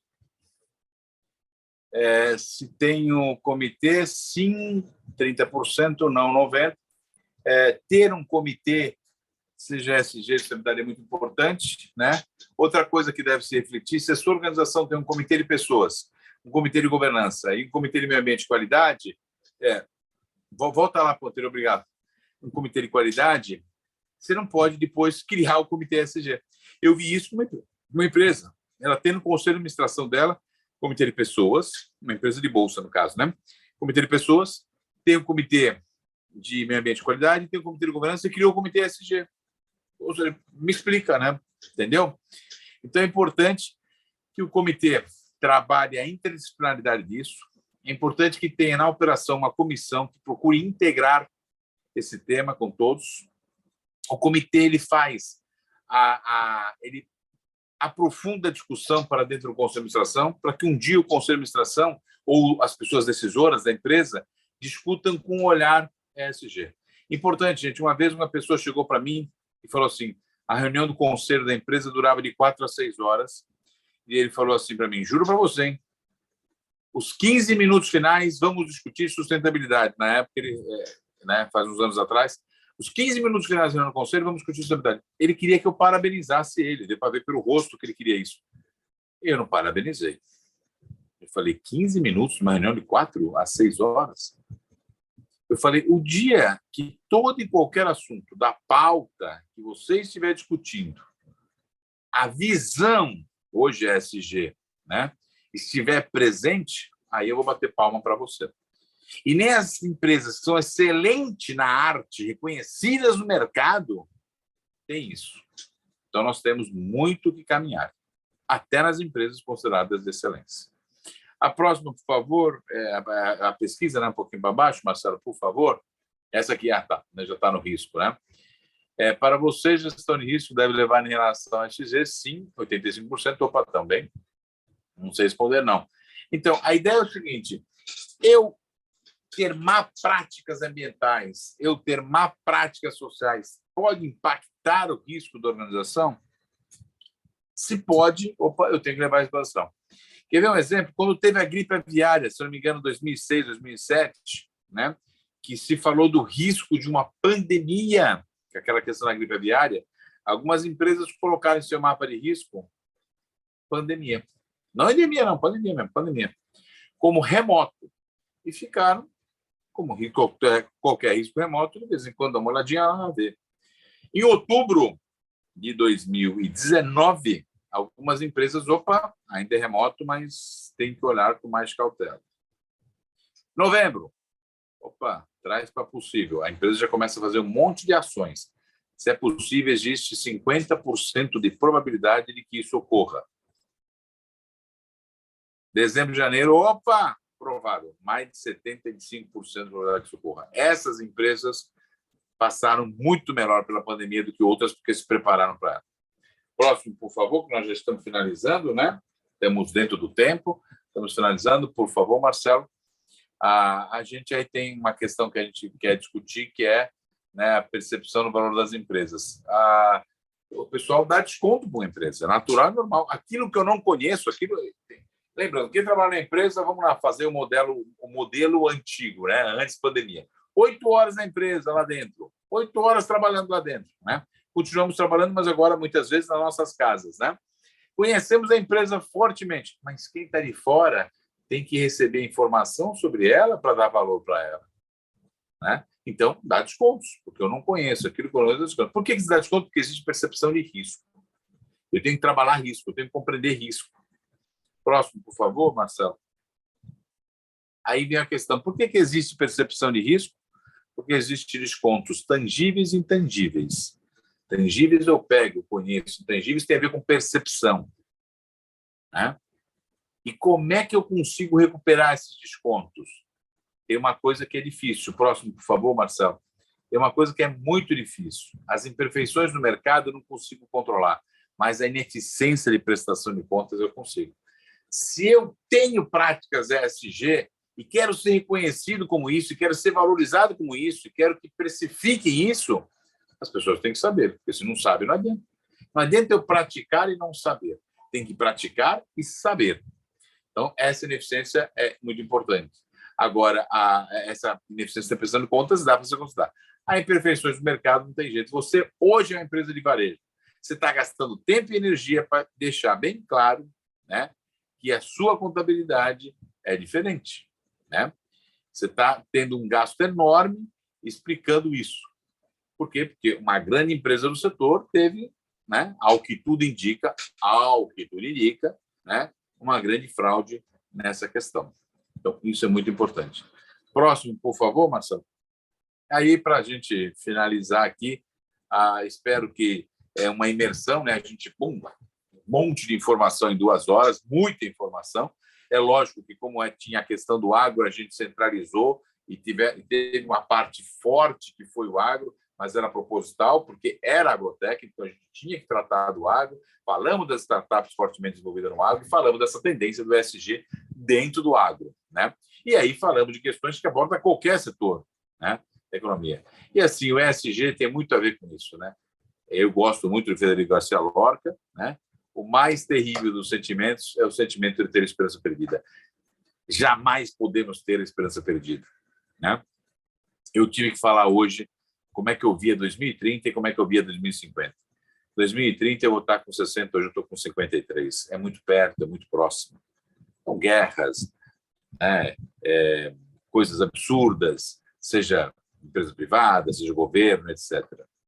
Mas 2050 me faz poder sonhar, porque um dia a humanidade vai ter que agir com bom senso. Não dá para sempre agir. Um dia vai, e por que não até 2050? Né? Então, muito importante sempre ter esperança. É rentável, é bem para as pessoas, é bem para o meio ambiente. Então, por que não fazer? Próximo, por favor, Marcelo. Aqui tem meus contatos, né, meu WhatsApp, meu e-mail, e agradeço a todos por essa imersão. Esperamos nos encontrar em breve. Eu passo a palavra agora para o Marcelo e Marcel, dentro estritamente, faltando 4 minutos do horário, hein? Que ótimo, muito obrigado, Roberto. Obrigado pela sua participação. E agora o Marcel tem aí uma parte final para apresentar para nós. Vai lá, Marcel. Beleza. Bom, novamente, Roberto, sensacional aí todo o conhecimento, esse grande resumo e toda essa jornada que foi apresentada aí por você e também pelo Marcelo. Acredito que tenha sido assim de muita valia para todas as pessoas que estavam presentes. Então, e também a participação das pessoas, né? Um evento como esse de 2 horas, a gente não pode só falar sem buscar aí a percepção das pessoas, buscar também a realidade que cada um vive na sua empresa, no seu negócio. Então, foi bem interessante isso, e todos que estavam aqui puderam ver as percepções de cada um, puderam se identificar na percepção de cada um e puderam ter aqui uma visão abrangente, mas uma visão de que tudo isso é importante, que tudo isso precisa ser feito, que tudo isso precisa ser levado em consideração, e fazer isso sozinho é uma tarefa muito difícil, muito árdua, precisa da ajuda de pessoas e de empresas especializadas. Então, nós nos colocamos à disposição de todos aí, porque não é só a sua empresa, é o ecossistema que você está inserido na sociedade, no país, no mundo, o sistema financeiro, seus fornecedores, todos vão demandar esse tipo de prática, de metodologia das empresas, né? Então, o negócio agro é um negócio importantíssimo para o mundo, importantíssimo para as pessoas, super relevante, super importante para o nosso país, é um dos pilares do nosso país, e nós, como o Roberto citou, em alguns momentos, a gente teve muita dificuldade pensando no mercado internacional por questões que poderiam ter sido resolvidas, que a própria governança, o próprio pensamento ESG poderia ter resolvido questões quanto à vacina, quanto a uma determinada praga ou uma determinada doença que pode ter havido num determinado lugar, e aí se olhou e falou assim, o Brasil não pode, a carne do Brasil, por exemplo. Então, é muito importante que a empresa tenha em dia como ela está tratando esse assunto, como ela está evoluindo esse assunto. Isso vai valorizar a sua empresa, isso vai valorizar o seu negócio, isso vai valorizar o setor, porque tem questões aí que nós ainda não conseguimos aqui nesse tempo tratar, tem mais detalhes, como, por exemplo, o M&A, a compra e venda de empresas, a sucessão na empresa, o planejamento estratégico da empresa. O Roberto, nesse tempo, não tinha tempo suficiente para esmiuçar esses detalhes. E nós temos aqui uma oferta de um curso com os fundamentos do ESG, serão 15 horas, divididas em vários dias, para que se possa entender melhor e se aprofundar mais nesse tema. Então, nós temos aqui um QR Code que leva à inscrição e à compra desse curso, né? É um curso que tem um valor inestimável para a empresa, por conta de tudo que vai trazer, todos esses detalhes que nós sobrevoamos hoje, nós vamos aterrissar e poder trazer uma minúcia maior. Então, tem essa oferta. É um curso hoje de R$ 900, que pode ser pago de várias formas, pode ser pago em algumas vezes, e isso vai poder trazer muito mais conhecimento, muito mais base para cada um de nós que estamos aí olhando para isso, e temos que ter atenção com esse tema, porque esse tema não é só uma moda que vai passar, esse tema está presente há muito tempo. O Roberto trouxe aí um histórico de décadas que a gente vem trabalhando, mas ele agora está muito mais próximo na pauta do dia, e ele impacta o processo, a tecnologia e as pessoas. Ele impacta fortemente isso. Então, essa oferta desse treinamento vai poder fazer com que as pessoas da empresa, que as pessoas que tomam essas decisões, as pessoas que têm essa responsabilidade, possam conhecer muito mais e muito mais em detalhe. E também nós temos aqui uma outra oferta, independente da oferta anterior, que é uma demonstração, uma prova de conceito do ESG Agro. Capturando esse QR Code, respondendo esse questionário, você vai ter uma ideia mais precisa de como que a sua empresa está em relação a N pontos que são super importantes na prática, na metodologia ESG. Então, é algo que pode ser feito muito rapidamente. O Marcelo, o Ricardo, que estão aqui, vão poder falar um pouco melhor aí da parte técnica disso, mas é uma grande oportunidade que vocês estão tendo nesse momento de poder. E também quem estiver assistindo essa apresentação no futuro, de poder entrar nesse QR Code e rapidamente preencher um questionário e poder ter um diagnóstico muito preciso. Como o Marcelo colocou muito bem ali, no exame de sangue, eu não sou médico, eu não sei o impacto total daquele índice ou daquele ponto que está sendo analisado, mas eu consigo ver que lugar que eu estou, eu consigo saber se eu estou bem, se eu não estou, se eu preciso melhorar muito, e depois que ele for preenchido, pode-se nos procurar e nós vamos esmiuçar muito mais esse ponto para vocês. Então, só relembrando aqui, essas duas ofertas que são muito importantes para a sua empresa, muito importante para o seu negócio, muito importante para o futuro do seu negócio, que é conhecer mais sobre o tema. Se hoje, né, essas 2 horas trouxeram para vocês uma série de insights, uma série de pontos de atenção, que amanhã, quando você voltar para o escritório, amanhã, quando você voltar para a sua empresa, você vai falar assim, puxa, como é que está isso aqui? Isso aqui, em que lugar que eu estou? É muito importante fazer esse treinamento para ter uma visão mais ampla do que vocês receberam hoje. Agora, você pode também preencher esse questionário e você vai ter um diagnóstico muito mais centrado no seu negócio, na sua empresa, e isso é de grande valia para você entender, talvez, por que eventualmente se procurou um banco para um financiamento e não se conseguiu, eventualmente estava buscando participar de um ecossistema, de uma parceria e não conseguiu se credenciar para isso, se certificar para isso. Aqui, com essa demonstração de prova de conceito desse POC, vocês vão conseguir ter uma noção melhor de onde vocês estão dentro desse universo que nós tratamos. Então, agradeço mais uma vez a participação de vocês, agradeço mais uma vez a atenção de vocês e nos colocamos, Blue Compass, a iBlueZone, a W2Com, à disposição de vocês para poder auxiliar, para poder conversar, para poder entrar mais em detalhes do negócio de vocês e verificar como que nós podemos ajudar, como que nós podemos fazer com que a sua empresa seja mais valorizada, a sua empresa seja mais longeva, a sua empresa esteja mais compliance com o mundo que vivemos hoje. Muito obrigado pela atenção. Marcelo, por favor, eu peço que você complemente e traga mais detalhes sobre esses 2 temas. Está fechado, Marcelo. Agora sim. Obrigado, Marcel, e obrigado a todo mundo que está com a gente até agora. Nós vamos interromper a gravação e vamos começar agora com a parte da demonstração da aplicação, para a gente poder abrir a câmera de vocês, né? E por conta da gravação, a gente não podia deixar a câmera aberta, tá? Deixa eu parar aqui a gravação. Pronto, a gravação está parada.